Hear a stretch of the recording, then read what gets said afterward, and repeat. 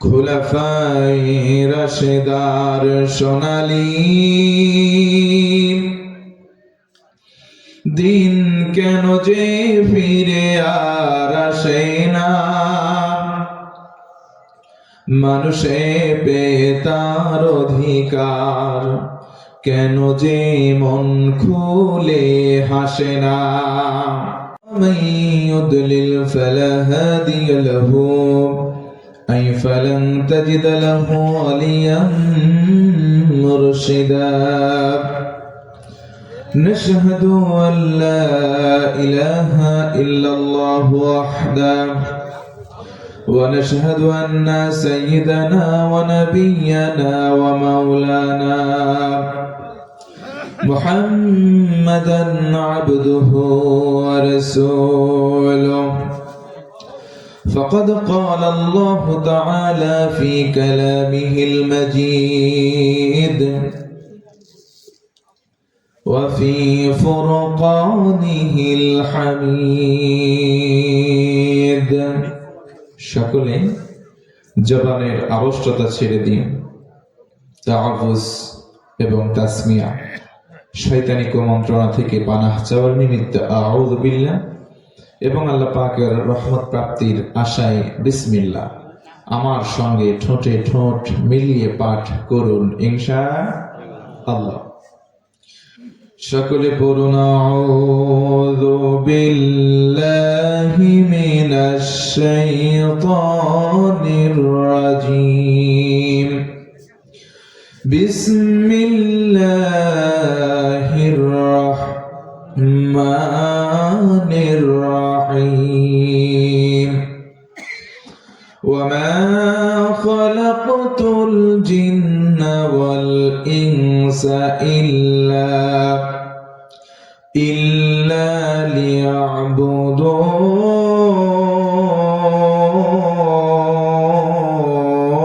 লিয়াবুদুন।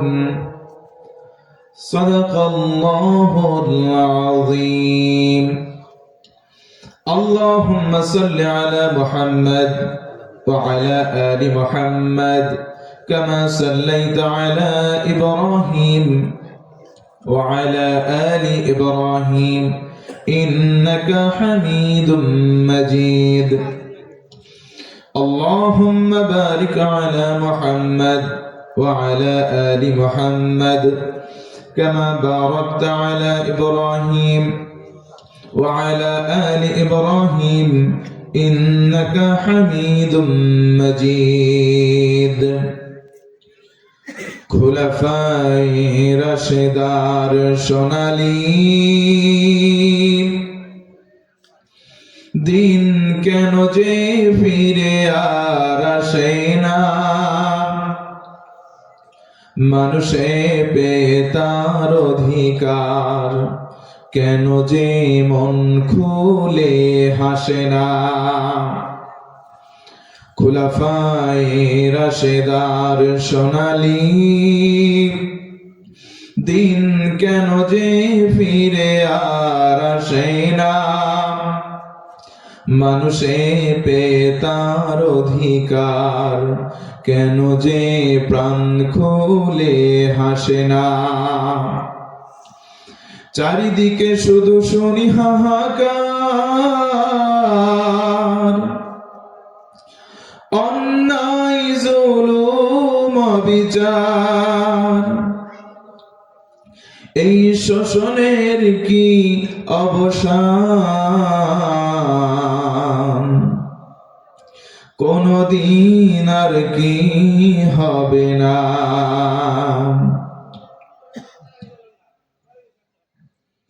খুলাফায়ে রাশেদার সোনালী দিন কেন যে ফিরে আর আসে না, মানুষে পেয়ে তার অধিকার কেন যে মন খুলে হাসে না, কেন যে প্রাণ খুলে হাসে না। বাংলাদেশের ঐতিহ্যবাহী জেলা টাঙ্গাইল সখীপুর হাতীবান্ধা হুদিয়াছড়ি জামে মসজিদের উদ্যোগী আজকের বার্ষিক তাফসিরুল কোরআন মাহফিলের জনাব সভাপতি মোহাম্মদ বেলায়েত হোসেন, খতিব পত্র মসজিদ ও শিক্ষক কামালিয়া চালা আলিম মাদ্রাসা আতালাল্লাহু আমরাহু ওয়া বারাকাল্লাহু ফি হায়াতি। সকলে পড়েন আল্লাহুম্মা আমিন। প্রধান অতিথি জনাব মোহাম্মদ আবু তাহের হোসেন, বিশিষ্ট দানবীর ও সমাজসেবক, হাতীবান্ধা তালিম ঘর, সখীপুর, টাঙ্গাইল। আল্লাহ রাব্বে করিম প্রিয় বান্দার ইজ্জত আরো বাড়িয়ে দিন, আমরা পড়ি আমিন। সঞ্চালনায় জনাব ডক্টর আব্দুল্লাহ আল মনসুর, উদ্বোধনী বক্তা জনাব মোহাম্মদ শাহাদাত হোসেন আফাস। কথা বলেছেন শেখ নাসির উদ্দিন বিন আব্দুল লতিফ, কথা বলেছেন শেখ তালহা বিন মুজিবর। যারাই বলেছেন কোরআন সুন্নাহ থেকে বলেছেন, তাদের কণ্ঠস্বর আল্লাহ তাআলা গোটা বাংলার জন্য কবুল করুন, পড়ি আমিন। যতটুকুন জাতির সামনে বললে জাতির উপকার, ততটুকুন মেধা, যোগ্যতা এবং বলবার সুযোগ, তৌফিক তাদের কণ্ঠে যেন আল্লাহ দান করে। আরেকবার পড়েন আমিন। আমন্ত্রিত হযরত উলামায়ে কেরাম, ফুদালায়ে ইজাম, সম্মুখ পানে বসা মুরব্বী বাবাজিরা, স্নেহের কচিকাচারা, দিক দিগন্তের দিকপাল, আমার তরুণ প্রজন্মের তরুণ ভাই, পর্দার আড়ালে অবস্থানরতা সম্মানিতা মা এবং বোনেরা, মিডিয়ার বন্ধুগণ, সাংবাদিক ভাইরা, প্রশাসনের কাজে নিয়োজিত বিভিন্ন শ্রেণীর কর্মচারী, কর্মকর্তা বৃন্দ, রাজনৈতিক নেতৃবর্গ, এক কথায় আমার এই কণ্ঠের আওয়াজ যারাই শুনতে পাচ্ছেন, সকলের প্রতি আন্তরিক উষ্ণ অভিবাদন জ্ঞাপন করছি এবং আশা পোষণ করছি আমার এই তাহিয়া, অভিবাদন তথা সালামের জবাবটা আপনারা সকলে পুরুষোচিত কণ্ঠে ফিরিয়ে দেবেন ইনশাআল্লাহ। নিবেদন করছি সেই তাহিয়াতুল ইসলাম, আসসালামু আলাইকুম ওয়া রাহমাতুল্লাহি ওয়া বারাকাতুহু। ওয়া আলাইকুমুস সালাম ওয়া রাহমাতুল্লাহি ওয়া বারাকাতুহু। প্রাণ প্রিয় হাতীবান্ধাবাসী, সখীপুরবাসী, টাঙ্গাইলবাসী, আপনারা সকলে কেমন আছেন? আলহামদুলিল্লাহ। আমাদেরকে ভালো রেখেছেন কে? যে আল্লাহ। যে রব আমাদেরকে ভালো রেখেছেন, আসার বসার, কোরআন থেকে কিছু কথা বলা এবং শুনবার তৌফিক দান করেছেন। খুশি হয়ে নতশিরে কালিমাতুশ শুকর আদায় করে আকাশ বাতাস মুখরিত করে একবার পড়ছি আলহামদুলিল্লাহ। দরুদ ও সালাম বর্ষিত হোক শেষ নবী, শ্রেষ্ঠ নবী, পয়গম্বর আরবি, আমার আপনার নবী, নবিকুল সম্রাট জনাবে আহমদ মুস্তাফা, মুহাম্মদ মুস্তাফা, মুহাম্মদুর রাসূলুল্লাহ সাল্লাল্লাহু আলাইহি ওয়াসাল্লামের প্রতি। আল্লাহুম্মা সাল্লি আলাইহি, আল্লাহুম্মা বারিক আলাইহি। ভূমিকায় আর কোনো কথা নয়, সরাসরি কালামে হাকিম থেকে কিছু কথা আপনাদের সঙ্গে শেয়ার করতে চাই। এর নিমিত্তে সাআতুন মিনাল ইলম, একটা ঘন্টা সময় চাই, দেওয়া যাবে কি ইনশাআল্লাহ? হিম্মত নিয়ে বলেন আওয়াজ করে ইনশাআল্লাহ।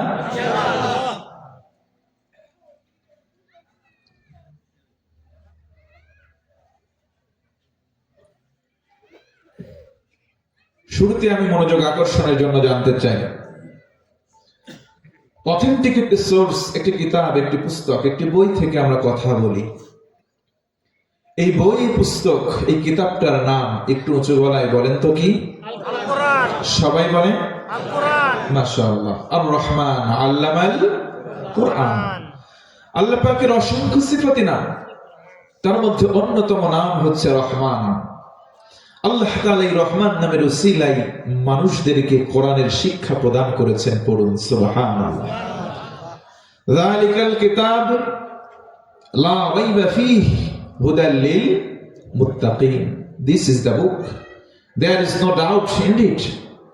It's a divine book from Almighty Allah to His Messenger Muhammad sallallahu alaihi wasallam, for the every single mankind of the world. হাদা বায়ানুল লিন্নাস। আল্লাহ বলেন, কে হিন্দু, কে খ্রিস্টান, কে ইহুদি, কে মুসলিম, doesn't matter to Almighty Allah. আল্লাহর কাছে মুখ্য কোনো বিষয় নয়। তুমি মানুষ কিনা আল্লাহ দেখবেন সেটা, সুবহানাল্লাহ পড়েন। মানুষ হয়ে যদি কেউ কোরআনের কাছে আসে, এই কোরআনের মাধ্যমে আল্লাহ তাআলা তাকে হেদায়েত দান করে। আরেকবার পড়েন সুবহানাল্লাহ। অতএব আমরা যে দল, মত, ধর্ম, বর্ণ, জাতি নির্বিশেষে যদি কোরআনের ছায়াতলে আসি, এখানে হেদায়েত রেখেছেন। আওয়াজ করে বলেন তিনি কে? তাফসীরে ফি জিলালিল কোরআন আল্লামা সাইয়্যিদ কুতুব শহীদ রাহমাতুল্লাহি আলাইহি তিনি উল্লেখ করেন, ফি জিলালিল কোরআন হিয়া নি'মাল্লাহ। কোরআনের ছায়াটা হচ্ছে আল্লাহ পাকের নিয়ামত। এটা তিন প্রকার। কেউ যদি বলে আমি কোরআন পড়বো, কোরআন বুঝবো, আর কোরআন দিয়ে আমার জীবন গঠন করব, ইনস্ট্যান্ট সঙ্গে সঙ্গে আল্লাহ তাআলা খুশি হয়ে তাকে তিনটা পুরস্কারে ভূষিত করেন।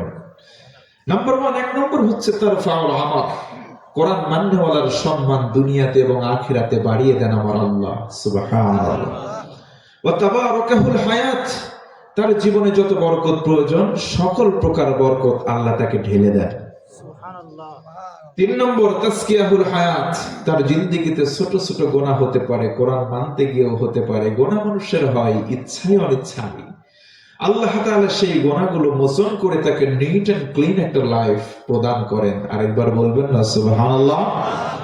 সে কোরআন নিয়ে আমরা বাঁচতে চাই, মরতে চাই, কোরআন দিয়ে আমরা জীবন গঠন করতে চাই। ও মুসলমান, জানতে চাই এই বিপক্ষে কোনো মত আছে কি? কোরআন দিয়ে আমরা জীবন গঠন করবো তো ইনশাআল্লাহ। কোরআন দিয়ে যদি আমাদের বাস্তবিক জীবন গঠন করি, জীবন সুন্দর হয়। কোরআন দিয়ে যদি আমার পরিবার গঠন করি, কোরআন দিয়ে গঠন করার কারণে পরিবার সুন্দর হয়। কোরআন দিয়ে যদি আমার সমাজ গঠন করি, সমাজ সুন্দর হবে কি হবে না? সবাই বলে। তাহলে এই কোরআন দিয়ে যদি জীবন গঠন করি, জীবন সুন্দর হয়। পরিবার গঠন করলে যদি পরিবার সুন্দর হয়, সমাজ গঠন করলে যদি সমাজ সুন্দর হয়, কোরআন দিয়ে যদি রাষ্ট্র গঠন করা হয়, সুন্দর হবে কি হবে না? যখন এই কথাগুলো আমরা বলি, এক শ্রেণীর বুদ্ধিজীবী নামে তারা সমাজের কীট, তাদের সমাজস্থ জ্ঞান আছে, কোরআনের জ্ঞান তাদের কলিজায় নাই, জেহেনে নাই। তারা বলে হুজুর বোধহয় রাজনীতি করতেছে। আমরা বলবো এটা রাজনীতি নয়, এটাই হচ্ছে মূল আসল নীতি। একটু আমার সঙ্গে কথা বলেন, ঠিক কি না? আমার বন্ধু মনোযোগ বাড়িয়ে দেন। আল্লাহ রাব্বুল আলামিন বলেন, তাহা মা আনজালনা আলাইকাল কুরআনা লিতাশকা। নবীজি আমার বিচলিত হয়ে গেলেন।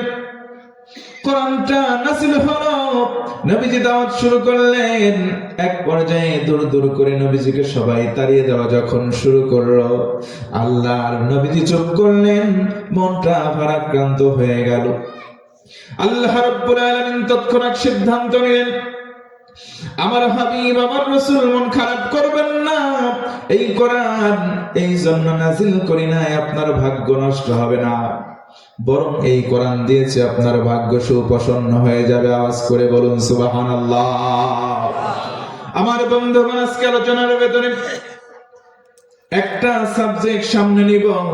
আল্লাহ বলেন, গোলাম, মানুষ হয়েছে, জিন হয়েছে, তোমাদের জন্য আমি আল্লাহ ঘোষণা দিলাম, ওয়ামা খলাকতুল জিন্না ওয়াল ইনসা ইল্লা লিয়াবুদুন।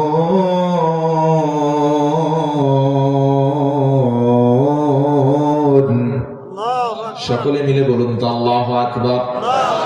আমার আল্লাহ বলেন, ও গোলাম, তুমি মানুষ হয়েছ কিংবা জিন জাতি, এই দুইটা জাতি তথা মনুষ্য জাত আর জিন জাতকে কেবলমাত্র সৃষ্টি করা হয়েছে আমি রবের দাসত্ব করবার জন্য। আমরা যদি বলি আল্লাহ, কেমন করে দাসত্ব করব, কেমন করে তোমার গুণবাচক নাম আমাদের সম্মুখে আসবে, কেমন করে ইবাদতের মধ্যে মত্ত থেকে জীবন পরিচালনা করব জানতে চাই। কালামে হাকিম স্পষ্ট করে প্রমাণ দিয়ে দেন, কোন বান্দা যখন নিজের জীবনটা ঢেলে সাজাবে, নিজের জীবনটা ইসলামী জীবন বানাতে চাবে, ও মুসলমান ভাইরা, টাঙ্গাইলের মানুষ, আমি জানতে চাই, বলেন আমরা যারা সমবেত, আমাদের জীবনটা ইসলামের ছাঁচে গঠন হোক, আমাদের জীবনটা ইসলামী হোক, আমরা চাই কি চাই না? আজকে আলোচনার মধ্যে ফুটিয়ে তুলব, একটা মানুষ যখন নিজের জীবন ইসলামী জীবন বানাতে চাই, তার জন্য কয়টা কর্মসূচি আছে। আমার আল্লাহ বলেন, ও গোলাম, তুমি কেন ইসলামী জীবন বানাবে না? কেন ইসলাম দিয়ে জীবন সাজাবে না? কারণ ইসলাম ছাড়া অন্য কিছু আমি আল্লাহ কবুল করছি না, ইন ফিউচার করব না। আচ্ছা ভাইরা বলেন, ইসলাম ছাড়া অন্য কিছু আল্লাহ কবুল করবেন না ঘোষণা দিয়েছেন, আল্লাহর ওয়াদা কি মিথ্যা হবে? জোরে বলতে হবে, হবে না। কারণ আল্লাহ কালামে বলেন ওয়াদাল্লাহি হাক্কুন, আল্লাহর ওয়াদা সত্য। ভিন্ন আয়াতে আল্লাহ আবার বলেন ইন্নাল্লাহা লা ইউখলিফুল মিআদ, একবার কোন বিষয়ে আল্লাহ ওয়াদাবদ্ধ হলে সেই বিষয়ে কখনো বরখেলাফ করেন না। কিন্তু দুনিয়ার জীবনে আমরা দেখি বিভিন্ন নেতা নেত্রী ভোটের সময় এখন চলে এসেছে, সমাজে এসে মাইক পায়, ভাষণ দেয়, আমাকে ভোট দেওয়া, আমার দলের নেতাকে ভোট দেওয়া, ভোট পাওয়ার পরে যদি আমরা জিতে যাই, তোমরা তো সমাজস্থ মানুষ, তোমাদেরকে এই দেব সেই দেব, অনেক ওয়াদা করে। অধিকাংশ নেতাগুলো ওয়াদার বরখেলাফ করে, কিছুই দেয় না জনগণকে। কথা বলেন ঠিক কিনা? যদিও দেয়, আমাদের পাবনার ভাষায় বলে তার নাম আইক্যওয়ালা বাঁশ। কথা বলেন ঠিক কিনা? এই জন্য ওই সমস্ত নেতাদের সঙ্গে আমাদের কোনো সম্পর্ক নাই যারা জনগণকে খামখেয়ালি করল, জনগণকে ইগনোর করে যারা চলবে, ওই সমস্ত নেতা আমাদের দরকার নাই। কথা বলেন ঠিক কিনা? দুঃখজনক এবং পরিতাপের বিষয়, সে হোক যে কোনো দলের, যে কোনো ইসলামী দল হতে পারে, যে কোনো দলের হতে পারে। সেদিন দুঃখ লাগলো, আমার মাহফিল ছিল যশোরে, আমি কুষ্টিয়া ইসলামী বিশ্ববিদ্যালয় পার হয়ে কিছু দূর অগ্রসর হয়েছি। রাস্তার মধ্যে প্রতিবন্ধকতা এবং জটলা, আহারে কি জটলা, আমার টাইমিং এ হেরফের, পৌঁছতে পারবো কিনা, রাস্তার যে অবস্থা, যারা ওই সাইডে গিয়েছেন কালীগঞ্জের অবস্থা জানেন, রাস্তার মধ্যে বিশাল জটলা। কি হয়েছে? ওখান থেকে অ্যানাউন্স হচ্ছে আমাদের নেতা এখন পথসভা করবে, তথাকথিত এক ইসলামিক দল, আমার নেতা এখানে পথসভা করবে, রাস্তা বন্ধ। আমি আমার জন্য দুঃখিত হলাম না, পাশেই দেখলাম একটা মুমূর্ষ রোগী অ্যাম্বুলেন্সের মধ্যে আছে। আমি চিন্তা করে দেখলাম, এরা নিজেদেরকে দাবি করে আমরা সমাজের সেবক হতে চাই, জনগণের ভোট নিয়ে তারা সেবক হতে চাই। যারা সেবকের স্থান পাওয়ার আগেই মানুষের দুর্ভোগের কারণ হয়, তারা কোশ্চেন কালেও সেবক হতে পারে না। কথা বলেন ঠিক কিনা? রাগ হচ্ছে না? আমি কি কাউকে গালি দিয়েছি, কারো বিরুদ্ধে বলেছি? তার মানে যারা জনদুর্ভোগ তৈরি করে, তারা কোশ্চেন কালেও জনগণের সেবক হতে পারে। আজকে আলোচনার ভিতরে ফুটিয়ে তোলার চেষ্টা করব, একটা সলিড মানুষ, একটা ইসলামী মাইন্ডের মানুষ নিজেকে গঠন করতে হলে কয়টা কর্মসূচি। ও মুসলমান ভাই বলেন, আমরা সবাই ইসলামী জিন্দেগি চাই কি চাই না? আওয়াজ দিয়ে বলেন, চাই কি চাই না? আমাদের জিন্দেগি যদি ইসলামিক করতেই হয়, স্পেশালি বিশেষ করে 5টা গুণ লাগবে। আওয়াজ দিয়ে বলেন, কয়টা গুণ? আরো জোরে, জোর হলো না? মাশাআল্লাহ, 5টা গুণ। এই 5টা গুণ কোরআন এবং সুন্নাহ থেকে দলিল ভিত্তিক করে আমি উপস্থাপনের চেষ্টা করব। শেষ পর্যন্ত থাকবেন তো ইনশাআল্লাহ? 1 ঘন্টা সময় চেয়েছি, তার মধ্যে 10 মিনিট চলে গিয়েছে, আর 50টা মিনিট থাকতে কি কোনো অসুবিধা হবে? মাশাআল্লাহ। এবারে জানতে চাচ্ছি, জেলার বিভাজন পার্থক্য রয়েছে, আমার ভাষা বুঝতে কোনো অসুবিধা হয় না? এই টোটাফোটা কণ্ঠে যদি আর 50 থেকে অথবা 45 মিনিট পর্যন্ত থাকি, আপনারা কি উঠে চলে যাবেন? যদি না যান, মেহেরবানি করে আমার সঙ্গে একটু কনভারসেশন করবেন। আমি কোনো বিষয়ে জিজ্ঞেস করলে একটু হা না বলবেন, আমার কথা বলতে সহজ হবে, কষ্ট হবে। দেখেন আপনারা বসে আছেন স্থানে, আমি ফজরের নামাজের পর পার্বত্য রাঙ্গামাটি থেকে রওনা করেছি, সোজা আপনাদের এখানে আসলাম।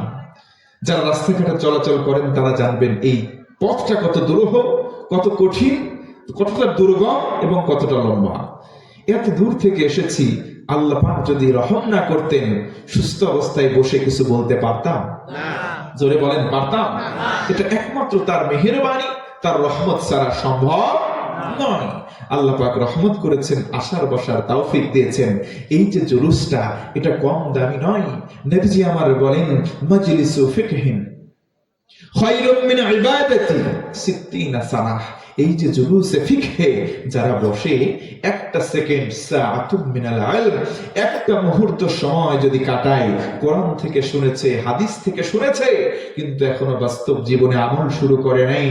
একটা ব্যক্তি 60 বছর নফল ইবাদত করেছে, কিছু সওয়াব সে কামাই করেছে। এক পাল্লাই তুলে দেওয়া হলে এখানকার মানুষের 1 সেকেন্ডের সওয়াব অন্য পাল্লায় তুলে দেওয়া হলে 60 বছরের নেকির চাইতে এই ব্যক্তির 1 সেকেন্ডের সওয়াব অনেক গুণে ভারী হয়ে যায়। সুবহানাল্লাহ। এই পরিবেশে এসে খুশি না বেরা? একটু আওয়াজ দিয়ে বলেন তো আলহামদুলিল্লাহ। এবারে বুঝে থাকলে বলেন, ইসলামিক মাইন্ডের জীবন গঠন করতে স্পেশালি গুণ যেন কয়টা? আরেকবার বলেন। যুবক ভাইরা কি এখানে আছো? আমি যুবকদেরকে দেখতে পাচ্ছি না। যুবকরা তো আমার মাহফিলে আসে মাশাআল্লাহ অনেক বেশি। তো যুবকরা এখানে এসেছে বটে, তবে অনেক দোকানপাট দেখলাম, রাস্তাঘাটে বসেছে, বাইকের উপরে পা দিয়ে বসে আছে, দেখি ফুঁকাইতেছে, সুখ টান দিতেছে। অনেক যুবক দেখতেছি। হুজুর আসতেছে, ডোন্ট কেয়ার, কিছু কেয়ারই করে না, কারণ ওর তো বাপেরই গুণে না। হুজুর তো দূরের জেলার মানুষ, কথা বলেন ঠিক কি? মদ মাদকতা বর্তমান সমাজের যেমন টিস্যুর মতো খামখেয়ালি হয়ে গিয়েছে। আর কিছু আমার কলিজার টুকরা যুবক হয় না, বিড়ি সিগারেট এইগুলো আগে পান করতো না, এখন প্রেমের পড়ে সেঁকা খেয়ে বেঁকা হয়ে তার এই ধূমপানে আসক্ত হচ্ছে।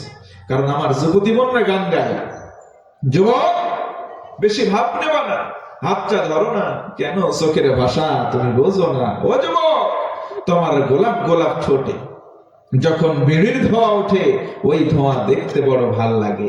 এই ছেলে বিড়ি খাইতো না, প্রেয়সীর প্রেমে পড়ে বিড়ি খাওয়া শুরু করে। কথা বলেন ঠিক কিনা?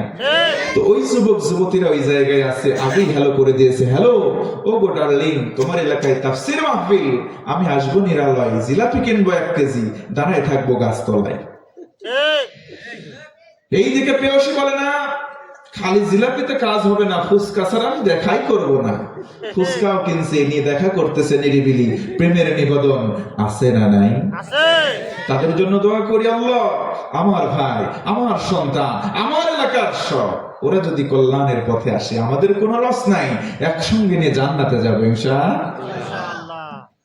আর যদি তারা বিপদে যায়, জাহান্নামে চলে যায়, আমাদের ভাই, আমাদের সন্তান, আমাদের সমাজস্থ মানুষ জাহান্নাম থেকে তাদেরকে টেনে এনে জান্নাতি দলে এই পরিবেশে বসানোর সুযোগ যদি আমরা পাই, তাহলে একটু কাজে লাগাবো না ইনশাআল্লাহ? সব থেকে বড় অস্ত্র, ডাক দিব না, চোখ রাঙানি দিব না, জোর করে ধরবো না, বরং তাদের জন্য দোয়া করব। কি করব?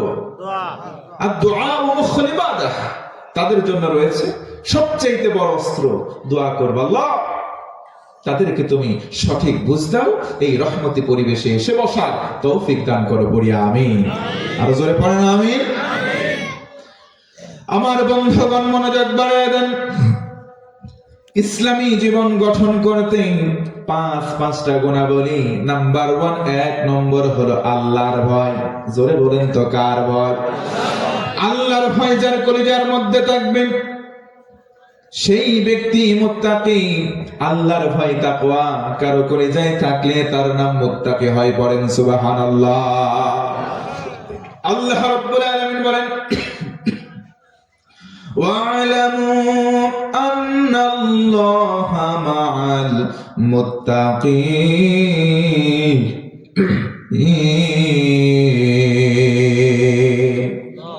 সবাই বলে বলতে হবে আল্লাহু আকবার। একটু চা দেওয়া যাবে? একটু গরম, অল্প করে, অল্প। আল্লাহ রাব্বুল আলামিন বলেন, ওয়া'লামু আন্নাল্লাহা মা'আল মুত্তাকিন। আমার আল্লাহ বলেন, ও গোলাম জেনে রাখো, শুনে রাখো, যারা মুত্তাকি হবে আমি আল্লাহ তাদের সঙ্গী হয়ে যাই। পড়েন সুবহানাল্লাহ।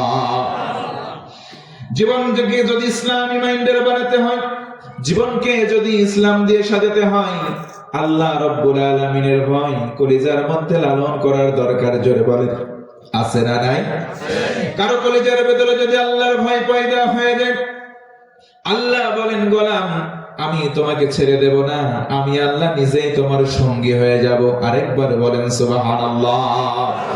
আল্লাহ রাব্বুল আলামিন ভিন্ন আয়াতে বলেন, আল্লাহু ওয়ালিয়ুল্লাযীনা আমানু ইউখরিজুহুম মিনায-যুলুমাতি ইলান-নূর।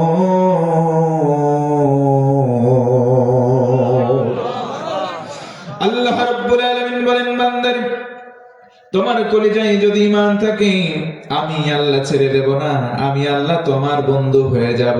বলা যাবে না সুবহানাল্লাহ? আমরা যদি প্রশ্ন করি, আল্লাহ তুমি যদি আমাদের ওলি হও, তুমি যদি আমাদের বন্ধু হও, আমাদের কি উপকার একটু বলে দাও, ব্যক্ত করো, আমরা জানতে চাই। আল্লাহ রাব্বুল আলামিন বলেন, বান্দারে নিরাশ করব না, কুদরতি হাত দিয়ে তোমার হাত আমি চেপে ধরব, জান্নাতের পথ, আলোর পথে তোমাকে পরিচালিত করব। ও মুসলমান বলেন, আমরা সবাই জান্নাতে যেতে চাই কি চাই না?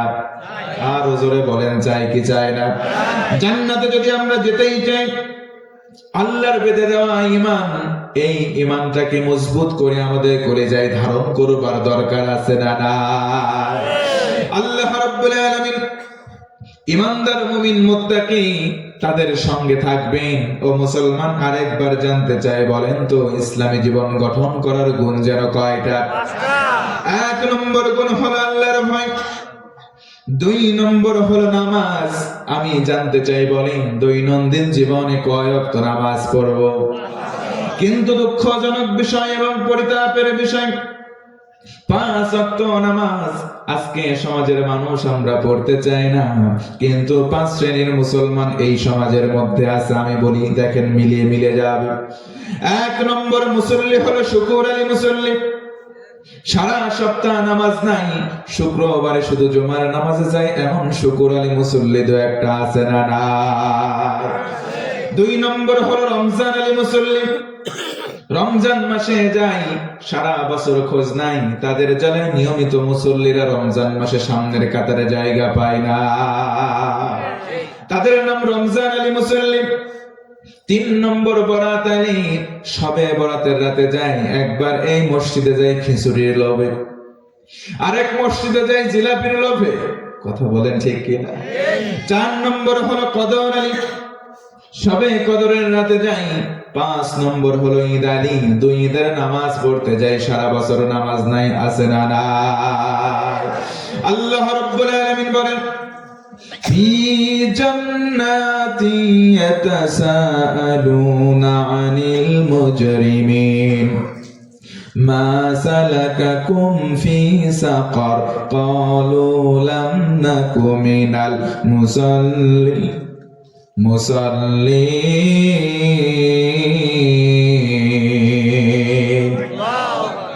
এক মিনিট,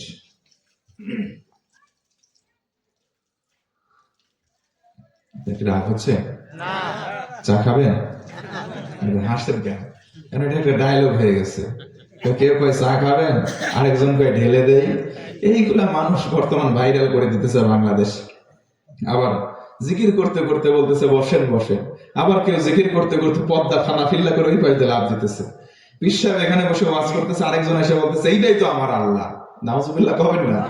আরেকজন এসে লাঠি দিয়ে ফেলে দিতেছে। এইগুলো উদ্ভট কাজ বাংলাদেশে হচ্ছে কি হয় না? জোরে বলেন, হয় কি হয় না?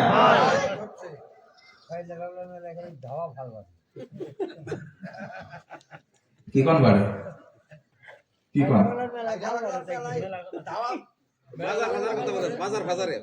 সর্বনাশ। আমাদের জেলার পাশে একটা আছে ভাই, লালনের মাজার, নাম শুনছেন? সেউড়িয়া কুষ্টিয়া, ওই জায়গায় যাবেন আপনি কোনো গন্ধ পাবেন না, শুধু গাঁজার গন্ধ ছাড়া, কোনো গন্ধ নাই, শুধু গাঁজার গন্ধ।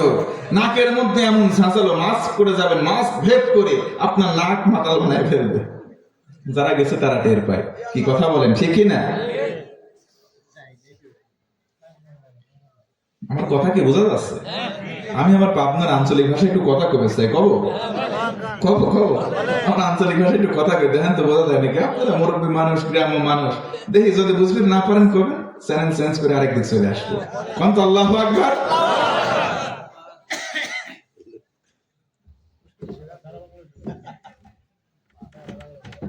আল্লাহ কোরআনে বিধান কয়, ওয়ানুনাজ্জিলু মিনাল কুরআনি মা হুয়া শিফা। কোরআনে যা কিছু দিছি এ বান্দারা শোন, সবগুলি ওষুধ। সুবহানাল্লাহ কর। সুবহানাল্লাহ। তাফসীর ইবনে কাসির পড়েন আল্লামা ইমাদউদ্দিন রাহমাতুল্লাহ আলাইহি কয়, এই শিফা শব্দের ব্যাখ্যা লিখতে যায় তিনি কয়, কেউ যদি কোরআনে ওষুধ বলে মানিলে সাথে সাথে 10টা রোগ আল্লাহ দূর করে দেয়। সুবহানাল্লাহ। জোরে বলেন না সুবহানাল্লাহ। তার ভিতরে একটা রোগের নাম হচ্ছে মানসিক ঠকানির প্রবণতা, যেটি পাবনা জেলায় আছে। মানুষ হয় মানসিক ঠকাবে চায়, আপনার জেলায় মনে হয় না কি কয় আছে? আমি একটা কোরআন না হাদিস না একটা মিসাল দিবে চাই উপন্যাস দেনে যদি অনুমতি পাই কব ভাই। আমি আপনার আঞ্চলিক ভাষায় একটু কথা কই। এটা এলাকার মধ্যে ছিল দুটি বন্ধু, এটা একটু চালাক, এটা একটু বোকা। রাস্তাতে হাঁটে যায় ধরেস, জাতি জাতি দেখে একটা লোক কাঁঠাল বেচতেছে। আমার জাতীয় ফলের নাম কাঁঠাল, চেনেন তো আপনি? কাঁঠাল খাতে খুব স্বাদ, মাকার খাতে লাগলে যদি আটা হয়ে যায় বা সর্ষের তেল ছাড়া তোলাই যায় না। আমার পাবনার ভাষা কি বোঝা যাচ্ছে? তো দুইজন মানুষ করছে বন্ধু চল কাঁঠাল কিনে খায়। কাঁঠালালা কাঁঠালের দাম কয় টাকা? কাছে 50 টাকা।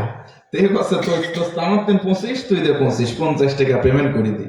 চালাক কাছে হবিলে তো মনে মনে আমি চিন্তা করেছি ঠকাবো, মুরগি বানাবো, কেমন করি কি করা যায়, চল আগে খাই, যে খাবি বেশি টেহা দিবি সে বেশি।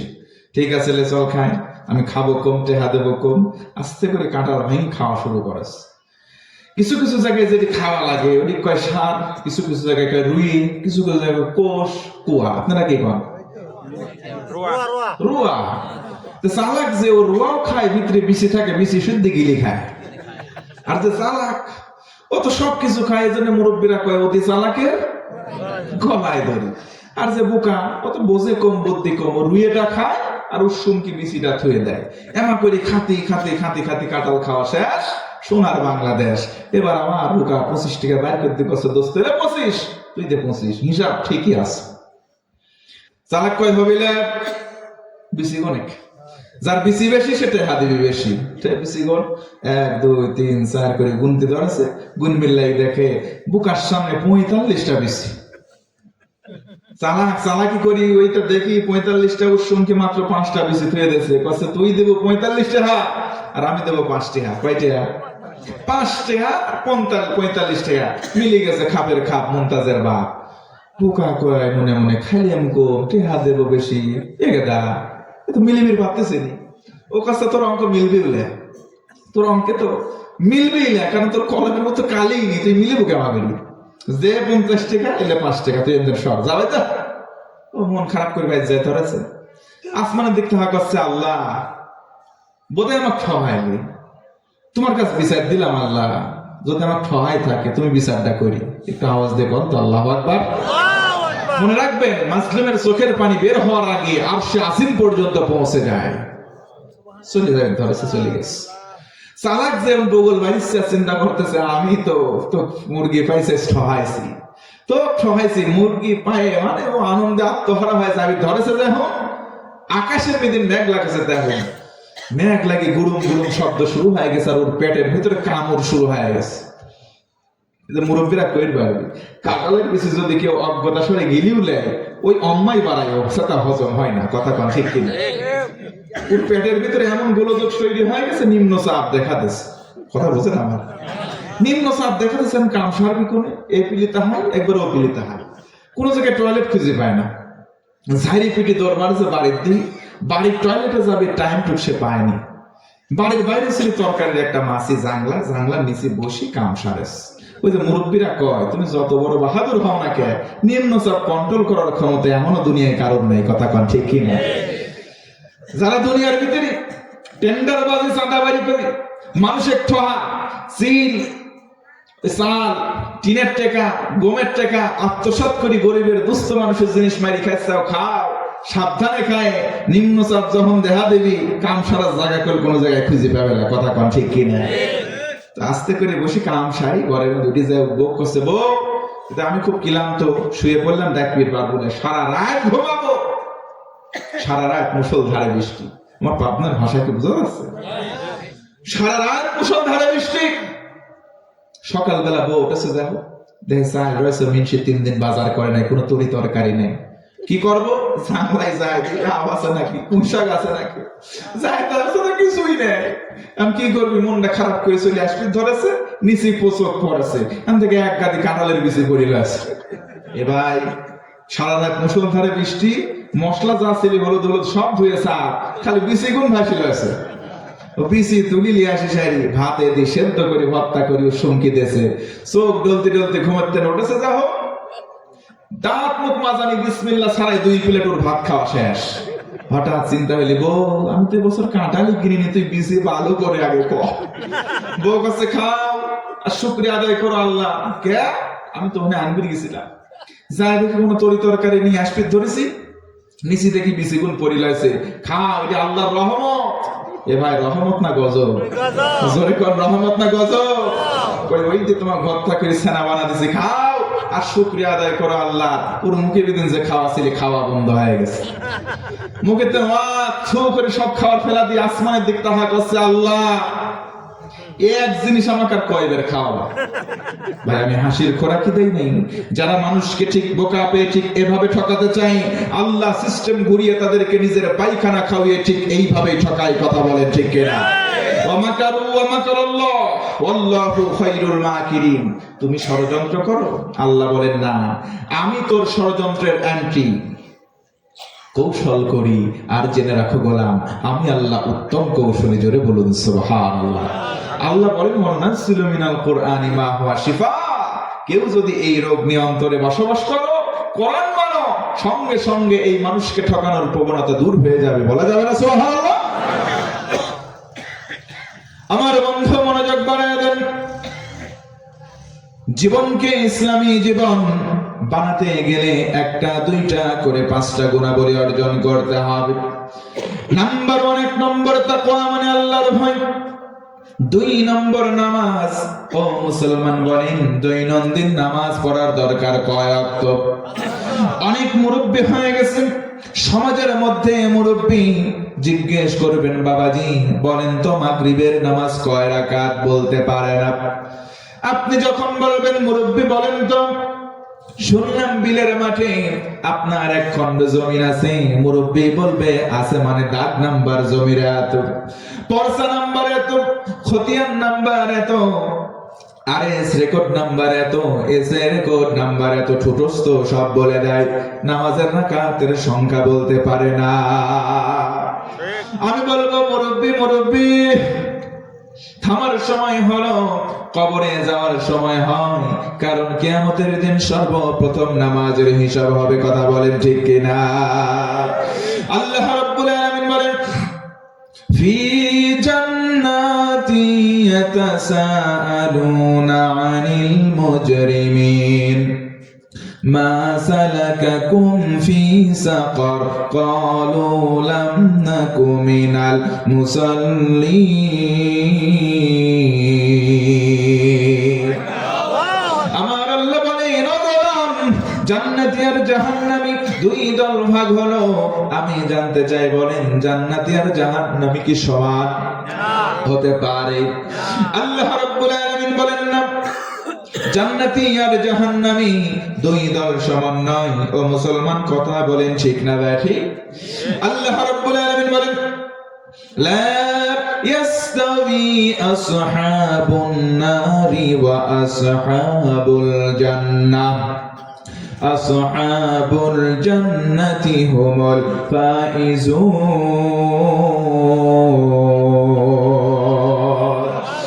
আমার আল্লাহ বলেন, ও গোলাম, জান্নাতি আর জাহান্নামী 2 দল সমান নয়। জান্নাতি হবে যারা চূড়ান্ত সফল হবে, তারা বলা যাবে কি একবার সুবহানাল্লাহ। এই জন্য নামাজীদের দলে থাকতে চাই কি চায় না? দৈনন্দিন জীবনে কয় ওয়াক্ত নামাজ?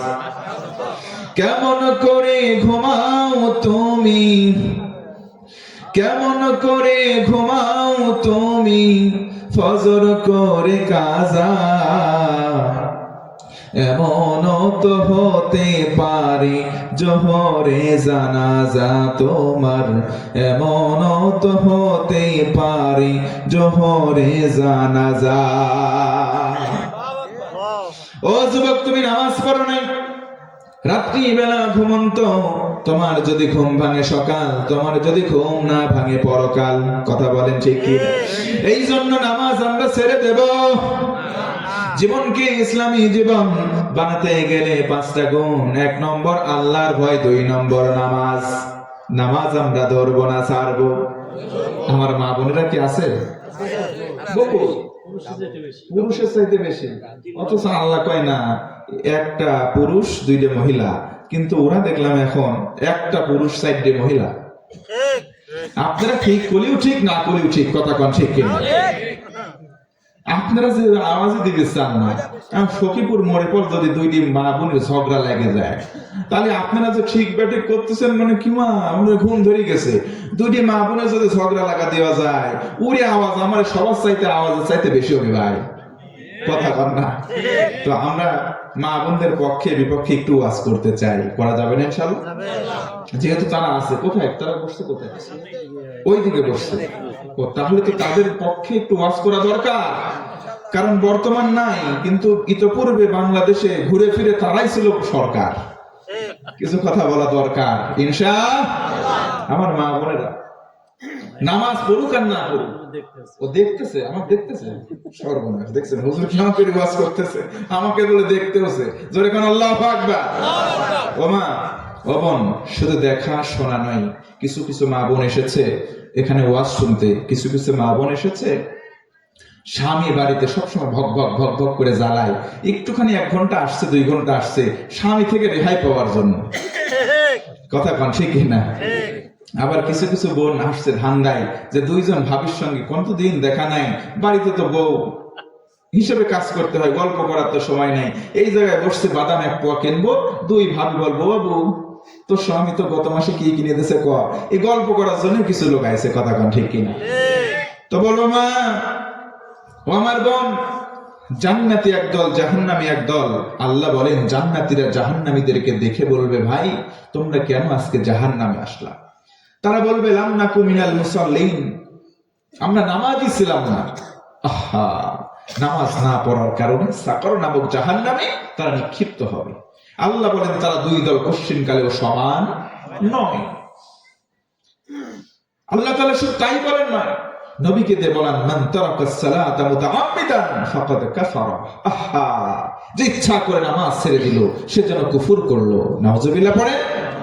আজকে ইচ্ছায় অনিচ্ছায় আমার সমাজের মানুষগুলো আমরা ইসলামী জীবন গঠন করতে চাই, ইচ্ছা করে নামাজ ছেড়ে দেই, আছে না নাই? চলে বলেন আছে না নাই? এজন্য ওই যে শিল্পী, ছোট ছোট শিল্পীরা গান গায়, নামাজকে বলো না কাজ আছে, বলো কাজকে বলো আমার নামাজ আছে। সুবহানাল্লাহ। নামাজের মতো যদি নামাজ পড়তে পারি, আল্লাহ কোরআনে বলেন ইন্নাস সালাতা তানহা আনিল ফাহশা ওয়াল মুনকার। রে নামাজের মতো যদি নামাজ পড়ো, এই নামাজ তোমাকে অশ্লীলতা পাপাচার থেকে হেফাজতে রাখবে। আজকে হেফাজতে রাখে না, নামাজও পড়ে সুদও খায়, নামাজও পড়ে গুনাহও করে, নামাজও পড়ে জিনা করে, আছে না নাই? জোরে বলেন আছে না নাই? তাহলে নামাজের দোষ? আল্লাহ বললেন যে নামাজ তোমাকে অশ্লীলতা পাপাচার থেকে মুক্ত রাখবে, তো আমি নামাজও পড়ছি গুনাহও করছি, নামাজের দোষ নয়। এক কথাই বলতে পারি নামাজের দোষ নয়, বরং নামাজের মতো নামাজ হচ্ছে না বিধায় গুনাহগুলো আমার আপনার থেকে দূর হচ্ছে না। নামাজের মতো যদি নামাজ হতো, গ্রহণযোগ্য নামাজ হলে অশ্লীলতা থাকতো না। চলে বলেন থাকতো না। আজকে নামাজের মতো নামাজ নাই, বয়সে মুরব্বি হয়ে গেছে, গুনাহ ছাড়ে নাই, টুকটুকির বাইর সামনে গিয়ে বলে ওরে টুকটুকির মা, বয়স আমার বেশি না, শুধু চুল কটা বাদ হয়ে গেছে বাতাসে। এই যে অশ্লীলতা প্রমোট করতেছে কিছু মুরব্বী নামক, তাদেরকে বলবেন মুরব্বী তোমার না বয়স হয়েছে? বলবে বয়সে কি হয়েছে রে, আমার তো মন আর বুড়া হয় নাই। বয়সে আমি বুড়া হয়েছি, মন আমার বুড়া হয় নাই।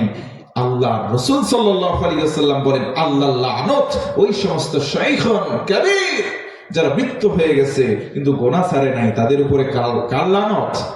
আর জোরে বলেন কার? আমার বন্ধুগণ মনোযোগ বাড়িয়ে দেন।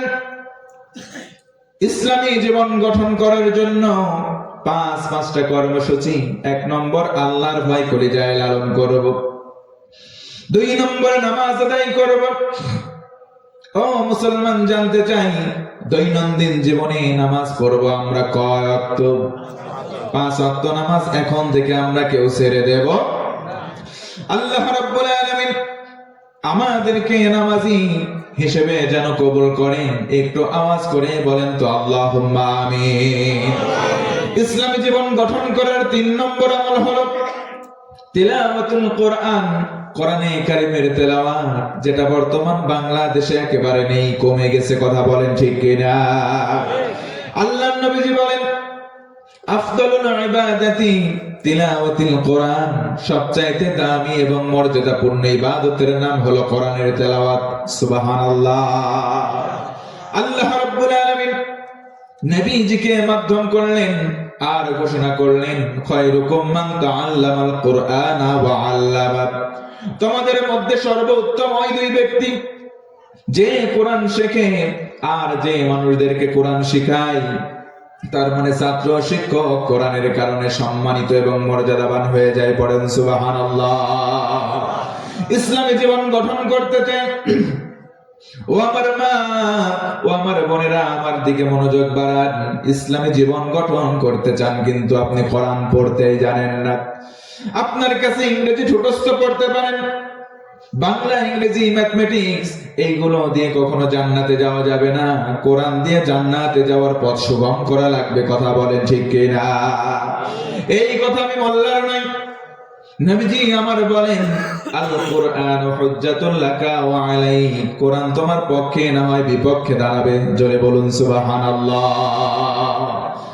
আল্লাহ রাব্বুল আলামিন বলেন আলহামদুলিল্লাহিল্লাযী আনজালা আলা আবদিহিল কিতাব ওয়া লাম ইয়াজআল লাহু ইওয়াজা।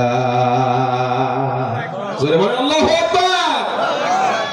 আল্লাহ রাব্বুল আলামিন বলেন সমস্ত প্রশংসার মালিক আল্লাহ। আমরা যদি বলি কেন, আল্লাহ বলেন কারণ হলো এমন একটা কিতাব দিলাম আমার বান্দার প্রতি, যেই কিতাবের মধ্যে কোনো গোপনীয়তা নাই। সুবহানাল্লাহ। তার মানে ইসলামের মান্য, ইসলামের পথে চলবে যারা, ইসলাম মান্য করে চলবে যারা, তাদের কাছে কোনো জিনিস গোপন থাকবে না। অথচ বাংলার জমিনে এমন দরবার আছে সেখানে গেলে মারেফতের শিক্ষা দেওয়া হয়। কথা বলেন ঠিক কিনা? একটাও মারেফতের পথ না। আমার একজন উস্তাদ বলতেন ওইগুলো মারিফতের পথ না, ওইগুলো হলো ফেরেশতার হাতে মায়ের খাওয়ার পথ। কথা বলেন ঠিক কিনা? পানি গর গড়াইয়া পড়তাছে, হে বাবা আমায় ডাকতাছে, আই রে মানিক আমার বুকে আয়। আছে না নাই? কথা বলেন আছে না নাই? এইগুলো সবগুলো সাচ্চা ভণ্ড, এক কথায় মুখোশধারী মুসলমান। নামের শুরুতে মোহাম্মদ, শেষে ইসলাম থাকলেও চেক করলে দেখা যাবে একটার ভিতরে ঈমান নাই। কথা বলেন ঠিক কিনা? তারা বলে দয়াল বাবা। আরে কিসের দয়াল বাবা? আল্লাহ বলেন দয়াল আল্লাহ। দয়াল কে? দয়া করেন কে? তাহলে দয়াল আল্লাহ। তারা বলে দয়াল বাবা। আল্লাহর সঙ্গে যে কথা রিফ্লেক্স করবে, বিপরীত কথা বলবে, সে যেন কুফর করলো, কাফের হয়ে যায়। কথা বলেন ঠিক কিনা? তারাও আজকে আমাদের সমাজে মাথা চারা দিয়ে উঠেছে। আল্লাহ বলেন ওয়াতাসিমু বিহাবলিল্লাহি জামিআ, এক রশিকে আঁকড়ে ধরো। কয় রশি? আর আজকে আমাদের সমাজে দেখেন 8 রশি বানাইছে, কেউ 7 রশি, কেউ 14 রশি বানায় বসে আছে। কথা বলেন ঠিক কিনা? রাগ হচ্ছে ভাই? রাগ হচ্ছেন? তাহলে ইসলামিক জীবন গঠন করতে আমরা চাই না? তাহলে ভালো কথাগুলো বলবো, এই কথাগুলো করবেন, বর্জনীয় কথাগুলো আমরা ফোকাসিং করবো। কারণ অনেক মানুষ মনে করে এটাই ইসলাম, এজন্য খারাপগুলো উপস্থাপন করতে হবে। এগুলোকে অ্যাভয়েড করে, এগুলোকে মাইনাস করে আমাদের জিন্দেগি গঠন করার দরকার আছে না নাই? আমার বন্ধুগণ মনোযোগ বাড়ায় দেন। ইসলামিক জীবন গঠন করার জন্য 5 আমল করতে হবে। 1 নম্বর আল্লাহর ভয়। ও মুসলমান, বুঝে থাকলে বলেন, কলিজায় যদি আল্লাহর ভয় থাকে সে কি কখনো গুনাহ করতে পারে? 1 নম্বর আল্লাহর ভয়, 2 নম্বর নামাজ, 3 নম্বর কোরআনের তেলাওয়াত। নবীজি বলেন কোরআনের তেলাওয়াতের একটা হরফ যদি কেউ পাঠ করে, বিনিময়ে একটা নেকি দেওয়া হয়। ওই নেকিকে 10 গুণ বাড়ানো হয়। একটা অক্ষরের বিনিময়ে 10টা নেকি বান্দার আমলনামায় সঙ্গে সঙ্গে লিখে দেওয়া হয়। পড়েন সুবহানাল্লাহ। 4 নম্বর হলো চরিত্র, নম্র ভদ্র হওয়া লাগবে। ও মুসলমান বলেন, নম্র ভদ্র মানুষ সমাজে বর্তমানে দিন দিন কমে যাচ্ছে। ঠিক না ব্যাঠি? নম্র ভদ্র কেমন করে হওয়া যায়? নবীজির জামানার একটা ঘটনা তারিখুল ইসলাম থেকে বলতে চাই। আপনারা যদি কষ্ট না পান মেহেরবানি করে একবার বলেন আল্লাহু আকবার। আল্লাহর নবীর জামানায় নবীজি কোরআন হাতে নিলেন, মানুষের দাঁড়ে দাঁড়ে প্রচার শুরু করলেন। এমত অবস্থায় কাফের কুফফাররা নবীর হাতে হাত দিয়ে কালেমা পড়লেন। তৎকালীন সময় হযরতে আবু বকর রাদিয়াল্লাহু আনহু ধনাঢ্য একজন ব্যবসায়ী ছিলেন। আল্লাহর রাসূলের হাতে হাত দিয়ে কালেমা পড়ে মুসলমান হয়ে গেলেন। কিছু সময় অতিবাহিত হয়ে গেল। এবার নবীর দরবারে আসলেন, বললেন, নবীজি, আমি আমার সমুদায় সম্পদ ইসলামের জন্য দান করে দিতে চাই। বলা যাবে না সুবহানাল্লাহ? সমুদায় সম্পদ একত্রিত করলেন, সবকিছু দান করলেন। তিনি প্রায় নিঃস্ব, সিদ্ধান্ত নিলেন দিন এনে আমি দিন খাবো। শ্রমিক হয়ে গেলেন। তিনি সকালবেলা প্রত্যুষে বের হন, আবার গধূলি লগ্নে ফিরে আসেন। সারাদিন কাজ করেন, কাজ করে করে কামলা দিয়ে যা কামাই করেন, সংসার নিয়ে দিন এনে দিন খায়। তিনি স্বাচ্ছন্দ্যে শুকরিয়া আদায় করে চলতে থাকেন। এই জন্য আমার নবীজি বলেন, আল কাসিবু হাবিবুল্লাহ, যারা কাজ করে খায়, যারা কায়িক পরিশ্রম করে, যারা কামলা দিয়ে খায়, মজুরি করে খায়, তাদের দুনিয়ায় কোনো বন্ধু নাই, ব্যাপার না। তাদের বন্ধু সরাসরি আল্লাহ। হযরতে আবু বকর সকালবেলা চলে যান, সন্ধ্যার দিকে ফিরে আসেন। একদিন তিনি বাড়ি থেকে বের হন, এক ধাপ দুই ধাপ করে কিছু দূর অগ্রসর হয়েছেন। একজন ইহুদি পেছন দিক থেকে দৌড়ে এসে ডাকে, আবু বকর, ও আবু বকর, আজকের দিনে দাঁড়াও, তোমার সঙ্গে একটু কথা আছে। কি কথা আছে বলো তো ইহুদি ভাই? ইহুদি ডেকে বলে, আবু বকর, তুমি হলা ফকির। হযরতে আবু বকর মুস্কি হাসি দিয়ে সেখান থেকে চলে যায়। বলা যাবে না সুবহানাল্লাহ? মুসলমানকে গালি দিলে মুসলমান পাল্টা গালি দেবে না, গালির বিনিময়ে তাকে দেবে সালাম। কথা কন ঠিক কিনা? আল্লাহ রাব্বুল আলামিন বলেন, ওয়া ইবাদুর রাহমানিল্লাযীনা ইয়ামশুনা আলাল আরদি হাওনা وَإِذَا خَاطَبَهُمُ الْجَاهِلُونَ قَالُوا سَلَامًا। আমার আল্লাহ বলেন, ও গোলাম, আমি আল্লাহ রহমান, রহমান নামের ওসিলায় দয়া করব তখন তোমার ভিতরে কয়েকটা গুণাবলী আমি আল্লাহ দেখব যখন। নাম্বার 1, এক নম্বর হলো তুমি যখন বিনয় হবে, তুমি যখন ভদ্র হবা, সমাজে যখন নম্র ভদ্র হয়ে চলবা। আজকে সমাজে নম্র ভদ্র মানুষের অভাব হয়ে গেছে। বালক যুবক যুবতী বাইকের যখন গিয়ার পায়, ভুম ভুম করে রাস্তা দিয়ে এলোমেলো সাপের মতো জোরে জোরে বাইক চালায়। কথা বলেন ঠিক কিনা? মুরব্বির গায়ের সঙ্গে ধাক্কা দিয়ে ফেলে দেয়। মুরব্বি বলে পড়ে না, ও মরে না। দেখবেন ঠিকই কয়দিন পরে লাআনাতের কারণে অ্যাক্সিডেন্ট করে হাত ছিঁড়ে যায়, নয় মাথা ঘুরে যায়। কথা বলেন ঠিক কিনা? আল্লাহ রাব্বুল আলামিন এই জন্য বলেন, যদি দয়া পেতে চাও তাহলে নম্র ভদ্র হয়ে সমাজের মধ্যে চলো। যদি কোনো মূর্খ মানুষ তোমার কাছে এসে গালি দেয়, পাল্টা গালি দিবা না, তাকে গালির বিনিময়ে দিবা সালাম। সুবহানাল্লাহ। হযরত আবু বকর মুস্কি হাসি দিয়ে চলে গেলেন। সেখান থেকে লম্বা সময় পার হয়। আবার দ্বিতীয় দিন যখন আবু বকর সিদ্দিক রাদিয়াল্লাহু আনহু কাজের সন্ধানে বের হলেন, আবার প্রথম দিনের ন্যায় ওই ইহুদি দৌড়ে চলে আসে, ডেকে বলে, ইয়া আবা বকর, আবু বকর দাঁড়া, আনতা ফকির, তুই হলি ফকির। আবু বকর রাদিয়াল্লাহু আনহু প্রথম দিনের ন্যায় আবার মুস্কি হাসি দিয়ে সেখান থেকে চলে যায়। পড়েন সুবহানাল্লাহ। হযরত আবু বকর চলে গেলেন। কষ্ট হচ্ছে? আর 15 মিনিট নেওয়া যাবে ইনশাআল্লাহ? হিম্মত নিয়ে বলেন তো আল্লাহু আকবার। আমার আলোচনায় কই কষ্ট পাবে ভাই? আমি কষ্ট দেই না। যদি আপনাদের অনুমতি হয় তাহলে আগাবো। আমার বন্ধুগণ মনোযোগ বাড়িয়ে দেন। হযরতে আবু বকর চলে গেলেন। তৃতীয় দিন আবার যখন কর্মসংস্থানে যাওয়ার জন্য বের হলেন, ওই ইহুদি আবার এসে প্রতিবন্ধকতা তৈরি করে রাস্তার মধ্যে দাঁড়িয়ে গেল। ডেকে বলে, আবু বকর দাঁড়া, তুই যেমন ফকির, আজকের দিনে বললাম ও আবুকা ওয়া জাদ্দুকা ফকির, তোর বাবা, তোর দাদা, তোর 14 বংশের সবাই তোরা ফকির। হযরত আবু বকর রাগ করেন নাই, মুস্কি একটা হাসি দেন। ও মুসলমান, আমরা বাঙালি, আমাদেরকে কেউ যদি গালি দিত, পাশে থেকে আরেকজন এসে বলতো, হাত থাকতে মুখে কেন কথা বলবি, বসা। কথা বলেন ঠিক কিনা? কিন্তু হযরত আবু বকর কোনো কিছু বলেন নাই। পাল্টা কোনো জবাব নাই, গালির বিনিময়ে মুস্কি হাসি দিয়ে সেখান থেকে চলে গেল। কিছু দূর অগ্রসর হয়ে যখন চলে গেলেন, আবার ইহুদি রাস্তা গিয়ে আটকিয়ে দাঁড়িয়ে গেল। আবু বকর দাঁড়া, মজার কথা, হযরতে আবু বকর দাঁড়ালেন। এবার ইহুদি ডেকে বলে, আবু বকর, তুই যেমন ফকির, তোর বাপ দাদা 14 বংশের সবাই যেমন ফকির। ও আবু বকর, শোন, শোন, তোরা যেমন ফকির, আজকের দিনে বললাম তোরা যে আল্লাহর ইবাদত করিস, সেই আল্লাহ তোদের মতো ফকির।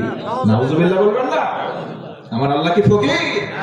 হযরতে আবু বকর এই দিন আর হাসি দেন না, চোখের মধ্যে রক্তিম পানি। আহারে, আল্লাহকে মহাব্বত করি, আল্লাহর ভয় করি, যাই লালন করি। আমি তো নম্র ভদ্র একজন সাফির মানুষ, আমারে গালি দাও, আমার কোনো অসুবিধা নাই। বাপ দাদা 14 বংশরে গালি দাও, কিছু অসুবিধা নাই। যখনই সত্য আল্লাহকে গালি দেয়, আবু বকর বাম হাত উঁচু করে ইহুদির কলারটা চেপে ধরেছে, ডান হাত উঁচু করে একটা চর মেরেছে জায়গায়। ইহুদি অজ্ঞান। আল্লাহু আকবার বলে। মুসলমান সমাজে কাউকে কিছু বলে না, মুসলমান কিছু বলে না, কিন্তু একবার যদি বলে, নরম মানুষ গরম হলে তুমি আব্বা বলে ডাক দিবে, এটাই মুসলমান দেয় না। কথা বলেন ঠিক কিনা? তুমি আমারে গালি দাও, কিছু বলবো না। বাপ দাদা 14 বংশের গালি দাও, কিছুই বলবো না, কিন্তু আমার আল্লাহ, আমার রাসূল আর কোরআনকে গালি দিবা না। তাওহীদে বাংলার মুসলমান জনসাধারণ আমরা ছেড়ে দেব না। কথা বলেন ঠিক কিনা? কত আউলা পাউলা পাগলা আল্লাহরে গালি দেয়, মুসলমান তাওহীদি জনতা বাংলার মুসলমান আমরা প্রতিবাদ জানাই, আমরা তাকে কোশ্চিন কালেও ছেড়ে দেব না। কথা বলেন ঠিক কিনা? হযরত আবু বকর ইসলাম মান্য করার ক্ষেত্রে কত নম্র এবং ভদ্র ছিলেন, কোনদিন কাউকে কটু কথা বলেন নাই, কিছু বলেন নাই, কিন্তু আল্লাহর গালি সহ্য না করে সঙ্গে সঙ্গে একটা চর মেরেছেন। আমরাও তার পদাঙ্ক অনুসরণ করার জন্য তৈয়ার আছি তো ভাই? হযরত আবু বকর চর দিলেন, জায়গা অজ্ঞান হয়ে পড়ে গেল। লম্বা সময় পর ইহুদের জ্ঞান ফিরে আসলো, গুটি গুটি পায়ে নবীর দরবারে চলে গেল। দেখে বলে, মুহাম্মদ, তোমার সাহাবী আবু বকর একটা চর মেরেছে, আমি তো অজ্ঞান হয়ে গেলাম, বিচার নাও। তুমি আমার কাছে এসেছো বিচার দেওয়ার জন্য, বলো ভাই বিচার দাও। আমার কাছে বিচার দায়ের করা হলে আমি রাসূল কোরআন দিয়ে বিচার করব। একবার বলেন সুবহানাল্লাহ। কি বিচার বলো? ইহুদি ডেকে বলে, ও মুহাম্মদ, তোমার সাহাবী আবু বকর আমাকে একটা চর মেরেছে, আমি অজ্ঞান হয়ে পড়ে গেছি। নবীজি একটু আশ্চর্যিত হয়ে বললেন, অসম্ভব, আমার সাহাবী আবু বকর কোনোদিন কাউকে জোরেই কথা বলে না, মারবে, বিশ্বাস হয় না। সুবহানাল্লাহ পড়ে। আল্লাহ রাসূল বললেন, না, এটা অসম্ভব ব্যাপার। ইহুদি বলল, না মুহাম্মদ, তোমার সাহাবী আবু বকর আমাকে এমন জোরে একটা চর মেরেছে, বিনা কারণে আমি অজ্ঞান হয়ে পড়ে গেছি। তারে যে চর মারা হয়েছে, ভাই বলেন তো, এটা বিনা কারণে না কারণ একটা আছে? দোষ সে নিজেই করছে, আল্লাহরে গালি দিয়েছে। তার মানে যে নিজে দোষী, মামলা করেছে নিরপরাধ মানুষের বিরুদ্ধে। কথা বলেন ঠিক কিনা? বাংলার জমিনেও দেখি ভাই, নিজে অপরাধ করার পরে নিরপরাধ মানুষের বিরুদ্ধে ওই মামলা করে। কথা বলেন ঠিক কিনা? তার মানে বোঝা গেল সিস্টেম এখনকার না, সিস্টেম অনেক আগের। আওয়াজ দিয়ে কথা বলেন ঠিক না বেঠে? হযরত আবু বকর মেরেছে। নবীজি বলেন, না ভাই শোনো, আমার কোন সাহাবী যদি তোমাকে মারে, তোমার বোধহয় আবু বকরের নাম বলাটা ভুল হয়। আমার সাহাবী আবু বকর নয়, আমার কোন সাহাবী যদি তোমাকে মেরে থাকে, তার নাম হবে হযরতে ওমর। ও মুসলমান ভাইরা, বলেন তো, আল্লাহর নবীর সাহাবী ওমর, এই ওমর নরম নাকি গরম? কেমন গরম সাহাবী ওমর? তারিখুল ইসলাম সাক্ষ্য দেয়, যখন কোন রাস্তায় যাই, শয়তান পর্যন্ত ওই রাস্তার আশপাশ ঘেঁষতে ভয় পায়। একবার বলা যাবে না আল্লাহু আকবার? ওই ওমরের মতো একটা শাসক বর্তমান বাংলার জমিনে প্রয়োজন। কথা বলেন ঠিক কিনা? যুগ জামানা পাল্টে দিতে চাই না হাজার জন, এক ওমর আনতে পারে গোটা বিশ্বের জাগরণ। কথা বলেন, জোরে বলেন ঠিক কিনা? হযরত ওমর তোমাকে মারছে, এই ওমর কোন ওমর? নবীজি বলেন, শোনো, আমার পরে কোন রাসূল নাই, কোন নবী নাই, আমি হলাম খাতামুন নবিয়্যিন। কিন্তু যদি কেউ নবী হতো, কেউ রাসূল হতো, লাকানা ওমর। আমার পরে কোন নবী নাই, কোন রাসূল নাই, যদি কেউ নবী হতো হযরত ওমরকে আমার আল্লাহ নবুয়ত দান করতেন। আরেকবার বলা যাবে না সুবহানাল্লাহ? কারণ ওমর হলো ইসলাম মানার ক্ষেত্রে কঠোর। আমার সাহাবী আবু বকর নয়, তোমাকে মেরেছে যে সাহাবী হয়তো বা তার নাম হবে ওমর। ইহুদি ডেকে বলে, মুহাম্মদ আমি তো আবু বকরকেও চিনি, ওমরকেও চিনি। আবু বকরের মায়ের হাতের ওজন আমার জানা, ওমরের মায়ের হাতে ওজন আমার জানা। আবু বকর মারছে ওমর, আবু বকর মারছে ওমর মারে নাই। আবু বকরের মায়ের হাতের ওজনের কারণে আমি জানে বেঁচে আছি মুহাম্মদ। ওমর যদি মারতো তাহলে মারাই যেতাম। জোরে কোন কথা ঠিক কিনা?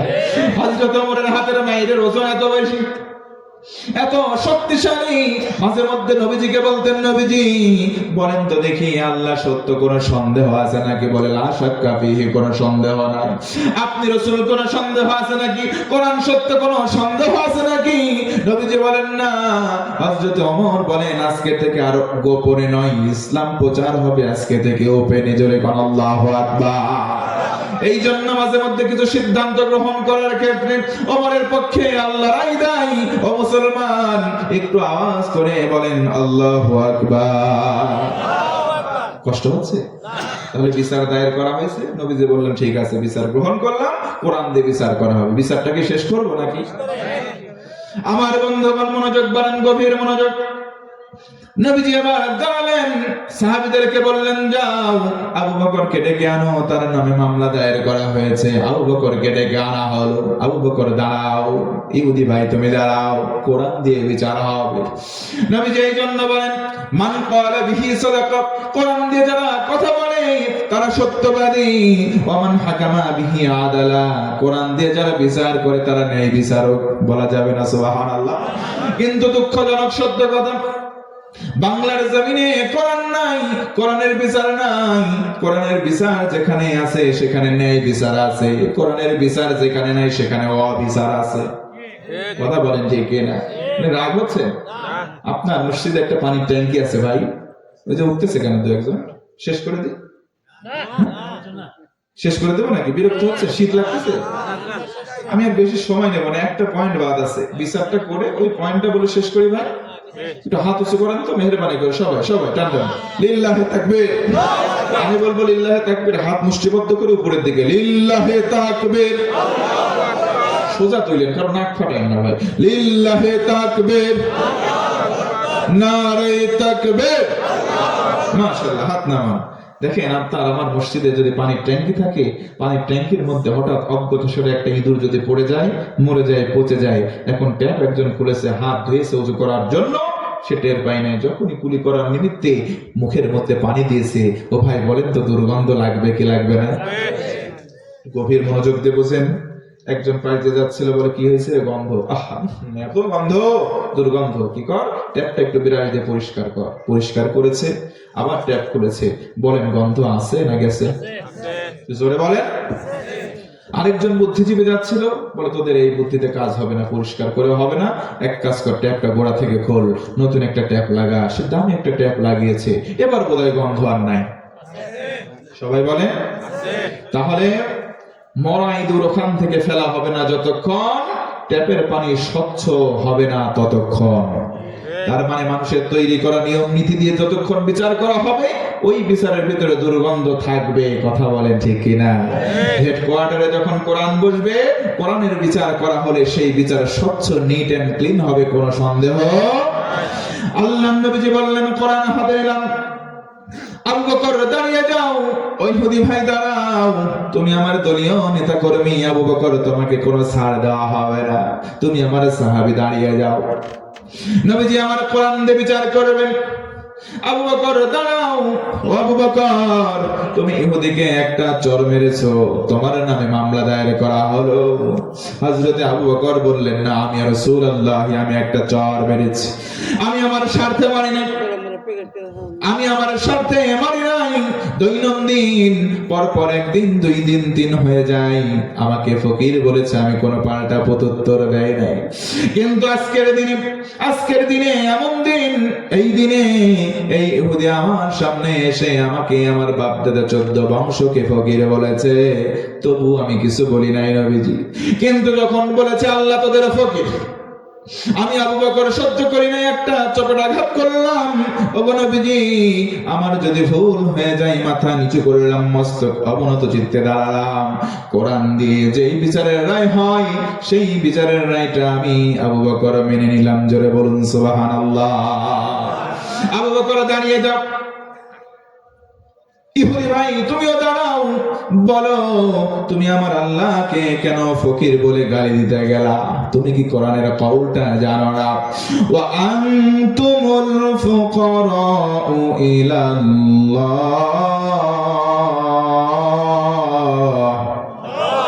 আল্লাহ রাব্বুল আলামিন বলেন, পৃথিবীর যত মানুষ তোমরা সবাই দরিদ্র, তোমরা সবাই ফকির, একমাত্র গনি বা ধনী জোরে বলেন তো কে? ও ইহুদি ভাই, তুমি কি জানো না আল্লাহ ফকির হতে পারে না? তুমি কেন তাকে ফকির বললা?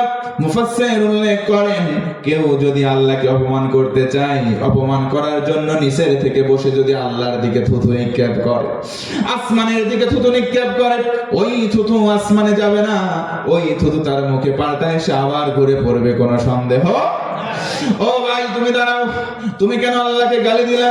ইহুদি ডেকে বলে, মুহাম্মদ, আমি তোমার আবু বকরকেও গালি দেই নাই, তোমার আল্লাহকে গালি দেওয়ার প্রশ্নই ওঠে না। আবু বকর মিথ্যাবাদী। সবাই বলেন তো আবু বকর মিথ্যাবাদী নাকি? জোরে বলেন, হতে পারে? হযরত আবু বকর মিথ্যাবাদী না। হযরত আবু বকর মিথ্যাবাদী নয়, কারণ তার নাম শুধু আবু বকর নয়, তার নাম হলো আবু বকর সিদ্দিক, সত্যবাদী আবু বকর। কথা বলেন ঠিক না? ও আবু বকর, তোমার নামে মামলা দায়ের করা হলো, তুমি আমার দলের লোক, তুমি আমার সাহাবী, কিন্তু শোনো, কোরআনের বিচার অনুযায়ী একটা সাক্ষী আনা লাগবে, কারণ তুমি নিজেই স্বীকার করেছো ওকে একটা মেরেছো, কিন্তু ইহুদি তো নিজে স্বীকার করে নাই, গালি দিয়েছে। অতএব একজন সাক্ষী এসে তোমার পক্ষে সাক্ষী দিলে রায় ইহুদির বিপক্ষে যাবে। আর যদি সাক্ষী আনতে না পারো, কিসাসের বিধান হবে। তুমি চর মেরেছো একটা চর তোমার খাওয়া লাগবে।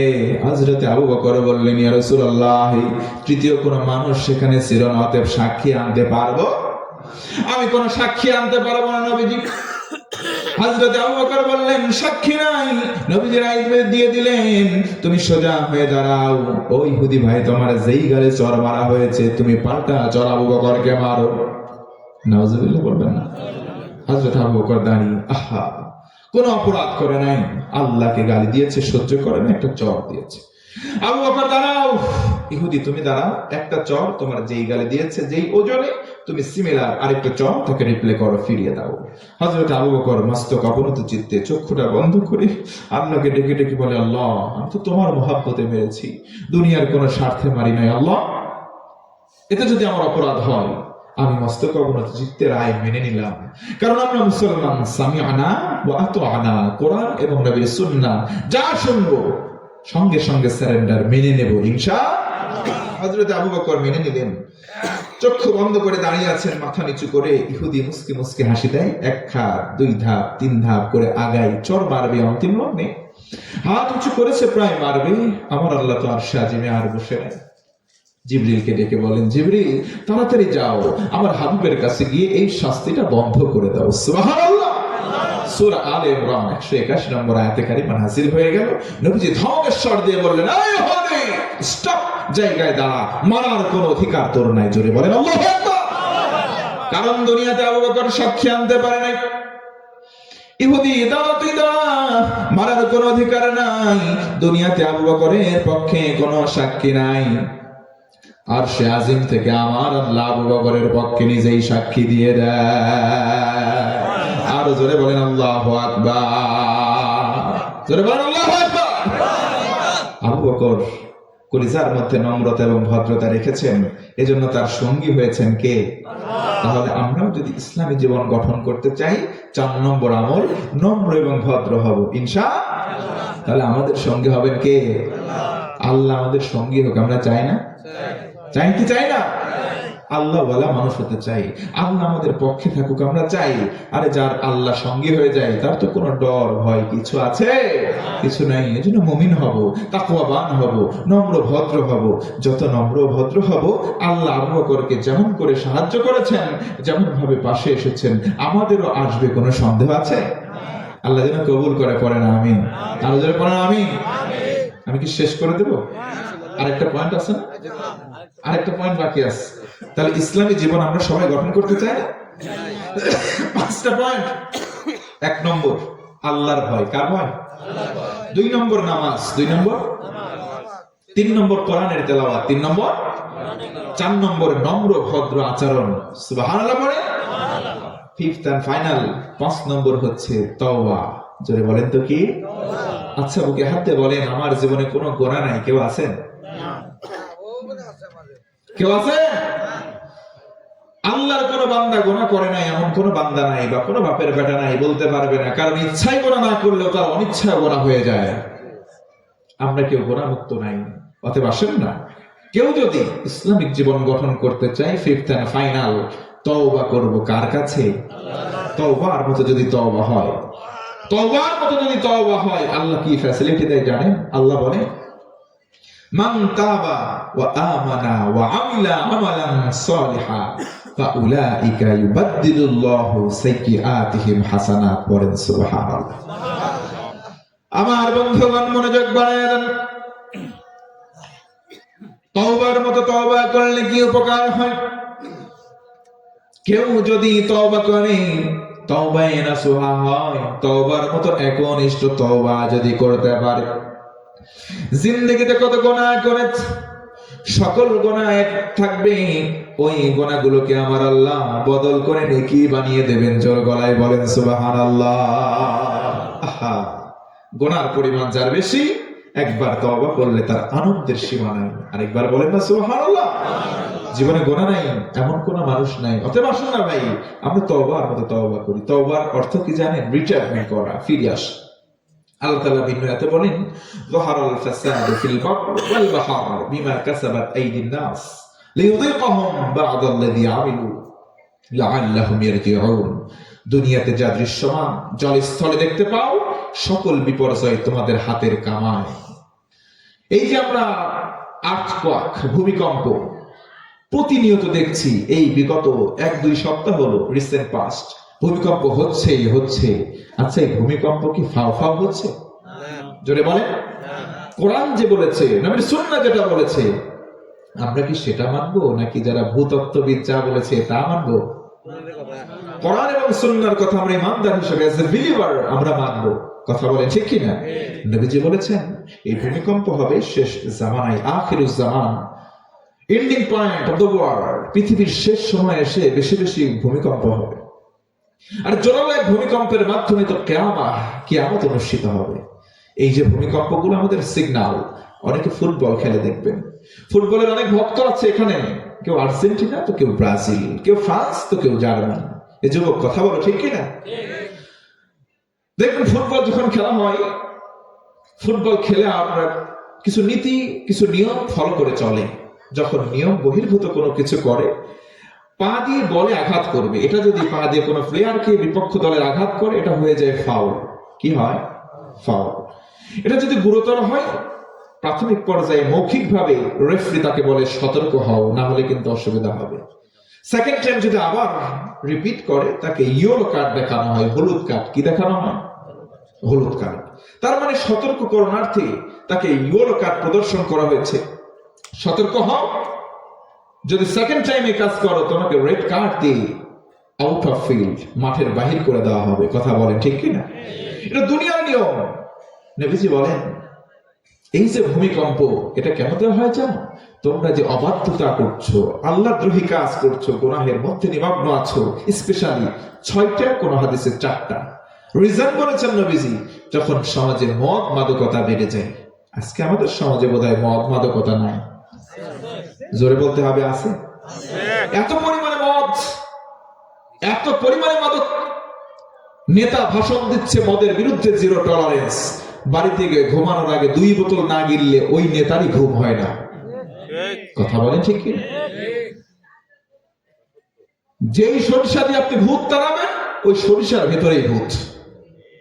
অতএব মদ মাদকতা, সমাজের মধ্যে অবাধ্যতা, নারী পুরুষে অবাধ বিচরণ, জেনা, সুদ, গান বাজনা যেখানে বেড়ে যাবে, নবীজির ভাষায় সেখানে ভূমিকম্প বাড়বে। আজকে বলেন গোটা বাংলাদেশের ভিতরে একটু অবজারভেশন করে দেখেন, গান বাজনা বোধহয় বাংলাদেশে আর নেই।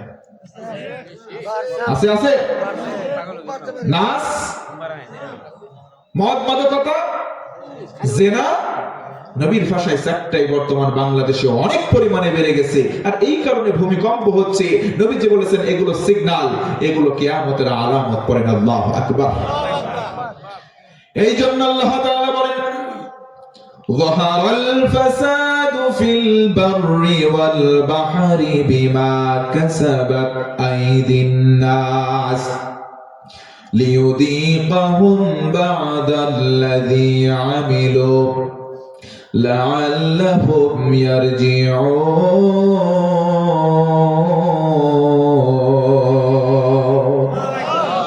আল্লাহ রাব্বুল আলামিন এই জন্য বলেন জলে স্থলে যা দেখতে পাও আমি আল্লাহর পক্ষ থেকে নয়, বরং তোমরা হাতের কামাই এটাই দেখতে পাও। নবীজির ভাষায় কিয়ামতের আলামত, সমাজ থেকে মদ মাদকতা মুক্ত সমাজ গঠনের জন্য চেষ্টা করব ইনশাআল্লাহ। আজকে আমাদের সমাজে মাদকাসক্ত মানুষ আছে, জেনা ব্যভিচারের মধ্যেও মানুষ আছে, সুদ ঘুষ বেড়ে গেছে। হাজী সাহেব বারবার প্রতি বছর হজ করে কিন্তু সুদের সঙ্গে টাকা লাগায়। মাগরিবের নামাজের সময় হয়ে গেছে, আসরের নামাজের পর মসজিদের বাইরে পায়চারি করে চাচা, ছোট্ট ভাতিজা এসে বলে চাচা ৫,০০০ টাকা আমার পূর্ণ প্রয়োজন, ৫,০০০ টাকা আমাকে তুমি হাওলাত দাও, কর্জা হাসানা দাও। চাচা ডেকে বলে না টাকা নাই। ভাতিজা বলে চাচা আমাকে ৫,০০০ দাও, এক মাস শেষে ২,০০০ বাড়ায় ৭,০০০ দেব। চাচা হাজী সাহেব মুস্কি হাসি দিয়ে বলে টাকা আমার কাছে নাই, টাকা বাড়িতে তোর চাচির কাছে আছে, চল যাই। চাচির কাছে গিয়ে ৫,০০০ টাকা দিয়ে বলে তাড়াতাড়ি যা, মাস শেষে ঠিক মতো টাকা দিস। আর শোন, ওই যে মাগরিবের আযান হয়ে যায়, মসজিদে যেতে হবে, সামনের কাতারে না হলে দেরি হলে জায়গা পাবো না। ও মুসলমান জানতে চাই বলেন বছর বছর হজ করে এমন সুদ করে হাজী সাহেব দু একটা আছে না নাই?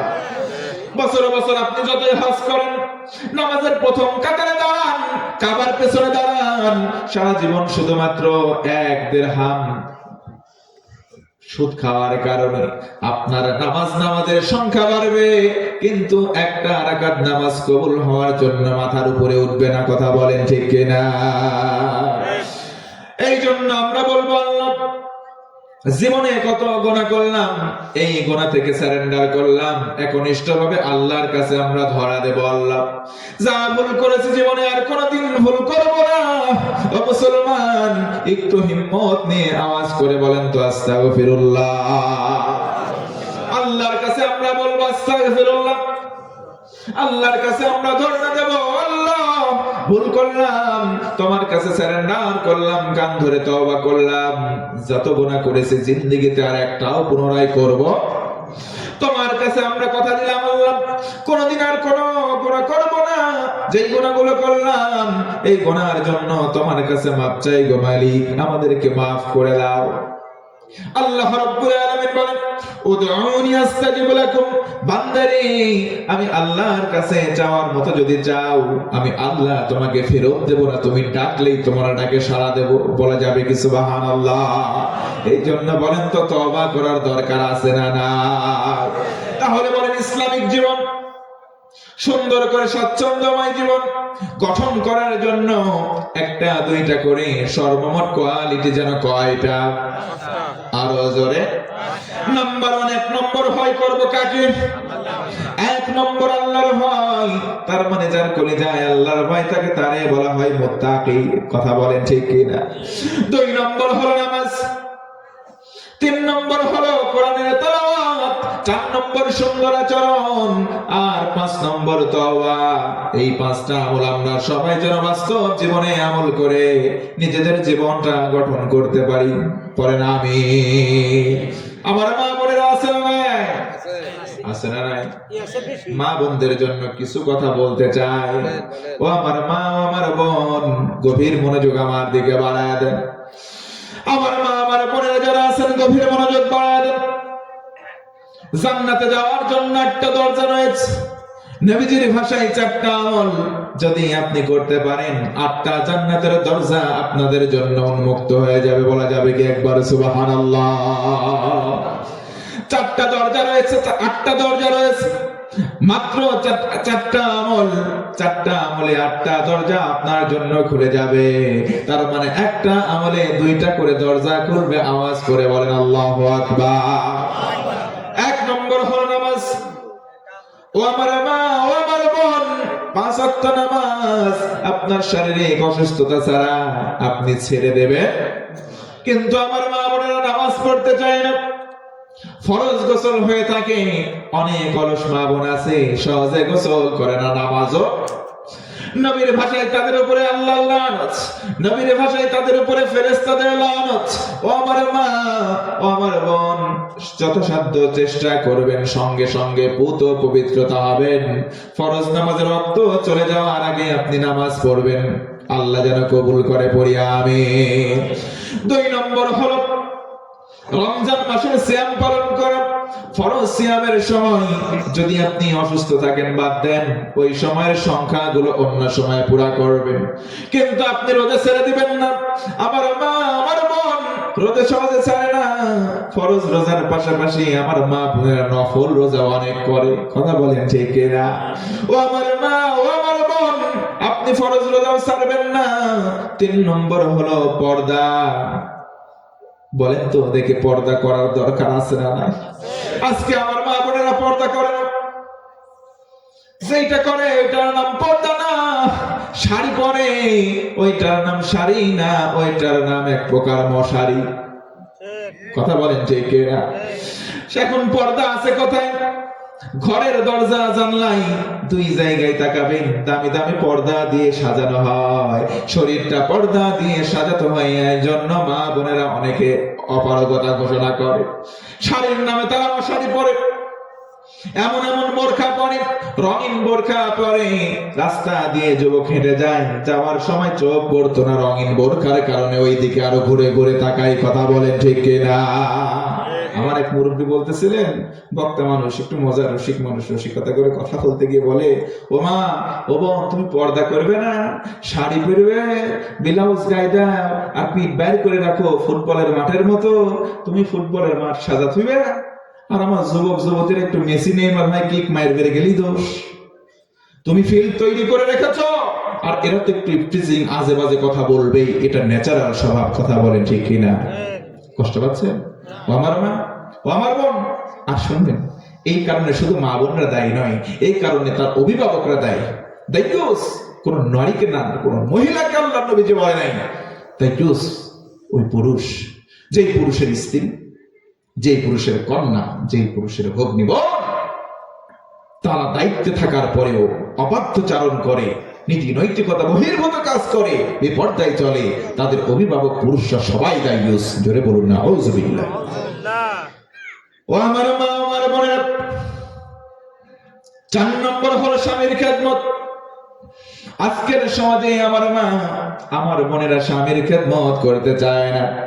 স্বামী অক্লান্ত পরিশ্রম করে বাড়িতে এসে বলে, ওগো আমি তৃষ্ণার্ত পিপাসার্ত, 1 গ্লাস পানি আমাকে প্রেজেন্ট করো, আমাকে দাও।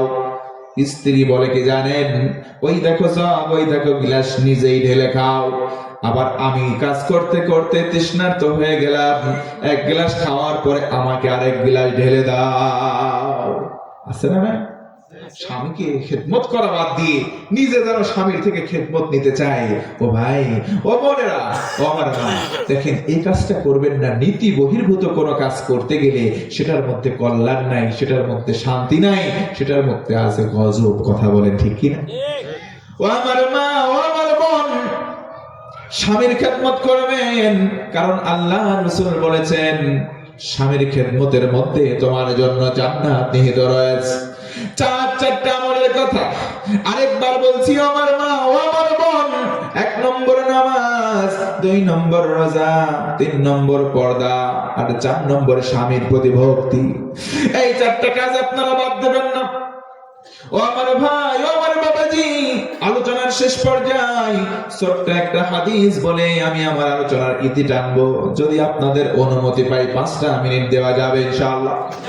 আল্লাহর নবীজি একদিন বসে আছেন, সাহাবীরাও সামনে বসা। একজন সাহাবী পিছন দিক থেকে আসলেন, ডেকে বলেন মাতা সাআতু ইয়া রাসূলুল্লাহ, নবীজি জানতে চাই কিয়ামতটা কবে হবে। জোরে বলেন একবার আল্লাহু আকবার। নবীজিকে প্রশ্ন করা হলো, নবীজি বলেন কিয়ামত কবে?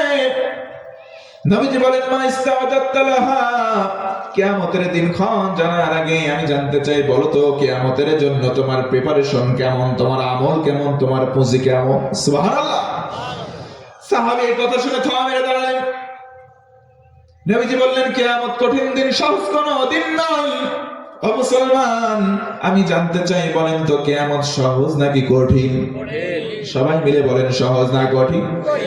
ইয়াউমা ইয়াফিরুল মারউ মিন আখিহি ওয়া উম্মিহি ওয়া আবি ওয়া সাহিবাতিহি ওয়া বানিহি।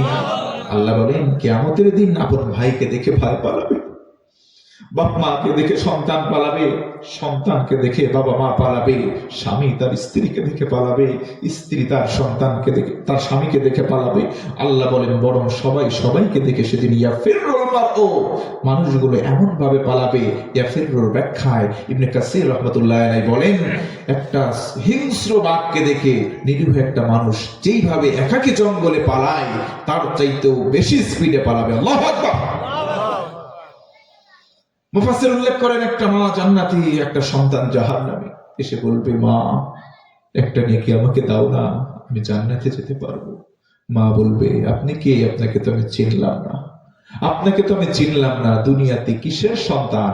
দুনিয়াতে তো আমার বিয়েই হয় নাই। আল্লাহু আকবার। অথচ সেই মা কোরআনের ভাষায় ওয়াহনান আলা ওয়াহান, কষ্টের পরে কষ্ট স্বীকার করে নিজের জীবন বাজি ধরে একটা সন্তানকে গর্ভধারণ করলেন, পৃথিবীর আলো দেখালেন। কথা বলেন ঠিক কিনা? মায়ের কান্দন যাব জীবন, 2-4 মাস বনের কান্দন রে, ওরে ঘরের পরিবারের কান্দন 2-1 দিন পর থাকে না। গর্ভধারিণী মা, জনম দুঃখিনী মা, কপাল পোড়াহায় আমার জন্মদাত্রী মা। সেই মা সেদিন ভুলে যাবে সন্তানকে। আহা, নবীজি বললেন সাহাবী সেই দিনের ব্যাপারে তোমার প্রস্তুতি কেমন, তোমার আমল কেমন আগে বলো, কিয়ামতের কথা জিজ্ঞেস করেছো। আল্লাহ রাব্বুল আলামিন ভিন্ন আয়াতে বলেন আল-ইয়াওমা নাখতিমু আলা আফওয়াহিহিম ওয়া তুকাল্লিমুনা আইদিহিম ওয়া তাশহাদু আরজুলুহুম বিমা কানু ইয়াকসিবুন।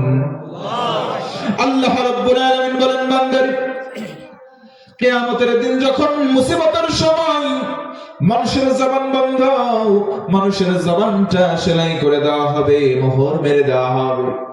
হাতের জবান খুলে যাবে, হাত কথা বলবে আল্লাহু আকবার।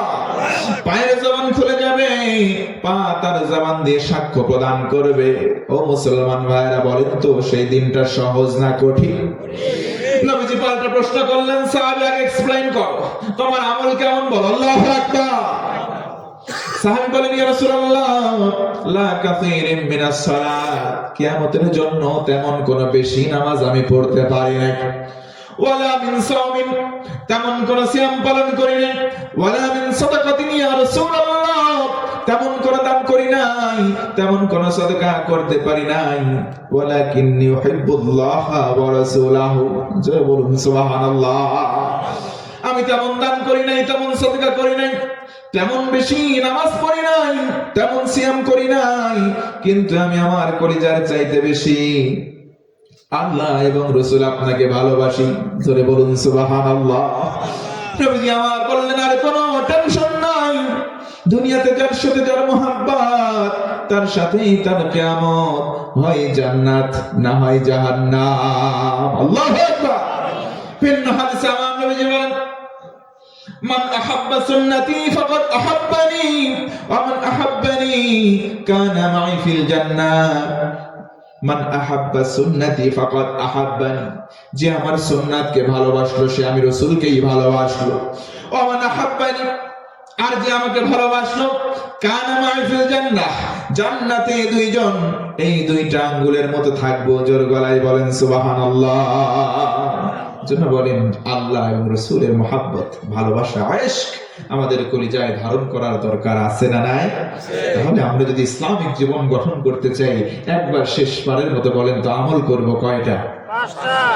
1 নম্বর আমল হলো ইসলামিক জীবন গঠন করার জন্য, ও মুসলমান, টাঙ্গাইলের মুসলমান, আমি শেষবারের মতো বলি, গভীর মনোযোগ দিয়ে শোনেন। ইসলামিক জীবন গঠন করার জন্য 1 নম্বর আমল আল্লাহ পাকের ভয় যার মধ্যে থাকবে সে হবে মুত্তাকি। কথা বলেন ঠিক কিনা? 2 নম্বর হলো আল্লাহর বেঁধে দেওয়া নামাজ, যে নামাজ পড়বে সে হবে মুসল্লি ও মুসলমান। 3 নম্বর কোরআনের তেলাওয়াত করা। 4 নম্বর নম্র এবং ভদ্র হওয়া। আর 5 নম্বর তওবা। তওবা করার পর ফিরে যাব আল্লাহর দিকে। জোরে বলেন কার দিকে? এই জন্য নবীজি বলেন আল্লাহ ওই পাপীকে বড্ড ভালোবাসে যেই পাপী পাপ করার পরে মাপ চাইবে কার কাছে? তাহলে আমাদের পাপ হতেই পারে, সব সময় আমরা ফিরে আসব, ঘুরে আসব, মাপ চাইবো, কানে ধরবো কার কাছে? একটা সন্তান যখন ভুল করে আমার আপনার অধীনে, আমার আপনার রাগ হয়ে থাকে যে ওরে পাইলে আজকে পিটাবো। হঠাৎ করে আপনার অজ্ঞতা সরে যদি আপনার সন্তান ছোট্ট দৌড় দিয়ে এসে কাঁধের পেছন দিক থেকে উঠে যদি চুমা দেয়, বাবা আমার ভুল হয়ে গেছে, বাবা আমাকে মাইরো না, আপনি যতবার প্রচন্ড বাবা হন না কেন, ওই সন্তানকে আপনি কোলের মধ্যে তুলে নেবেন, আপনার কলিজা ঠান্ডা হয়ে যাবে। কথা বলে ঠিক কিনা? আরে ভালোবাসাকে আল্লাহ 100 ভাগ করেছেন। নবী বলেছেন 1 টুকরা ভালোবাসা অল ওভার দ্য ওয়ার্ল্ড, গোটা বিশ্বের যত প্রাণীকুল আছে তাদের ভেতরে 1% ভালোবাসা। এইটার ফলে যদি সন্তানের 1000 ভুল বাবা একটা সুমা দিয়ে বাবার গলা জড়ানোর কারণে মাফ করে দেয়, আর যার কাছে 99 ভাগ ভালোবাসা আছে সেই আল্লাহ, আমরা যদি ভুল করে তার কাছে মাফ চাই তিনি কি ফিরিয়ে দেবে? সুবহানাল্লাহ বলবেন না? আসুন এর নিমিত্তে ইসলামিক জীবন গঠন করি। শেষ জামানা ভাই ফিতনা ফাসাদের সময়। শেষ কথা বলি, কোরআনে ইরশাদ হচ্ছে মিনাল লাযিনা ফাররাকু দীনাহুম ওয়া কানু শিয়া কুল্লু হিসবিন বিমা লাদাইহিম ফারিহুন। আল্লাহ বলেন শেষ জামানার কথা, শেষ জামানায় দ্বীনকে বিভাজন করে দেবে এক দল, তারা নিজের একটা দল গঠন করবে, আবার ওই দলকে দ্বীনের মধ্যে বিভাজন করে দেবে। আজকে বলেন এই ধর্ম নিয়ে দলাদলি আছে না নাই? আল্লাহ বলেছেন তারা কি বলবে? আমাদের দলের কর্মসূচি সঠিক আর বাকিগুলা বেঠিক। বর্তমান সময় এগুলো আছে না নাই? মনে রাখবেন ইসলামের খুঁটি হচ্ছে 5টা। কয়টা? 5টা খুঁটি দিয়ে আপনি একটা ঘর বানালেন। একটা খুঁটি আপনি সুন্দর করে স্বর্ণ দিয়ে মজবুত করে বানালেন, দামি কিছু দিয়ে, আর 4টা খুঁটি আপনার ঘুণে ধরে গেল। আমি জানতে চাই বিবেক দিয়ে বলেন ঘরটা কি টিকে থাকবে না ভেঙে যাবে? ইসলাম নামক ঘর দাঁড়িয়ে আছে 5টা স্তম্ভ বা খুঁটির উপরে। নামাজ হচ্ছে একটা অন্যতম খুঁটি। আপনি যদি শুধু নামাজ ধরেন, 4টা খুঁটির দিকে না তাকান, যেমনি ভাবে দুনিয়ার 5 খুঁটির ঘর 1 খুঁটি থাকাতে 4 খুঁটিতে ঘুণে ধরলে টিকে থাকে না, শুধু নামাজ ধরে বাকি 4টাকে অবজ্ঞা করলে ইসলাম নামক ঘর আপনার আমার মধ্যেও থাকতে পারে। অতএব আসুন 5টা খুঁটিকেই আমরা গুরুত্ব এবং মর্যাদা দিই, সমঅধিকার দিয়ে আঁকড়ে ধরার চেষ্টা করবে ইনশাআল্লাহ। আল্লাহ বলেন ইসলাম বাদে অন্য কিছু নেই, যদি আমার কাছে আসো সেটা গ্রহণ করছি না, করব না। অতএব ভাইরা আসেন আমরা আমাদের জীবনটাকে গঠন করি ইসলাম দিয়ে, ইসলামিক জীবন গঠন করে আমরা যেন দুনিয়ার সফর শেষ করতে পারি। পড়েন ইনশাআল্লাহ। আমি যতটুকু বলেছি কোরআন সুন্নাহ এবং বাস্তবতার নিরিখে বলার চেষ্টা করেছি। ভাই 1 মিনিট ভাই প্লিজ। মানুষ হিসেবে আমার ভুল হতে পারে, মানবিক কারণে, ইচ্ছায় অথবা অনিচ্ছায়। তবে আমি ইচ্ছায় কোনো ভুল বলি নাই, স্লিপ অফ টাং হতে পারে। আমার অনিচ্ছায় যদি ভুল হয়ে থাকে আল্লাহর কাছে সর্বপ্রথম মাপ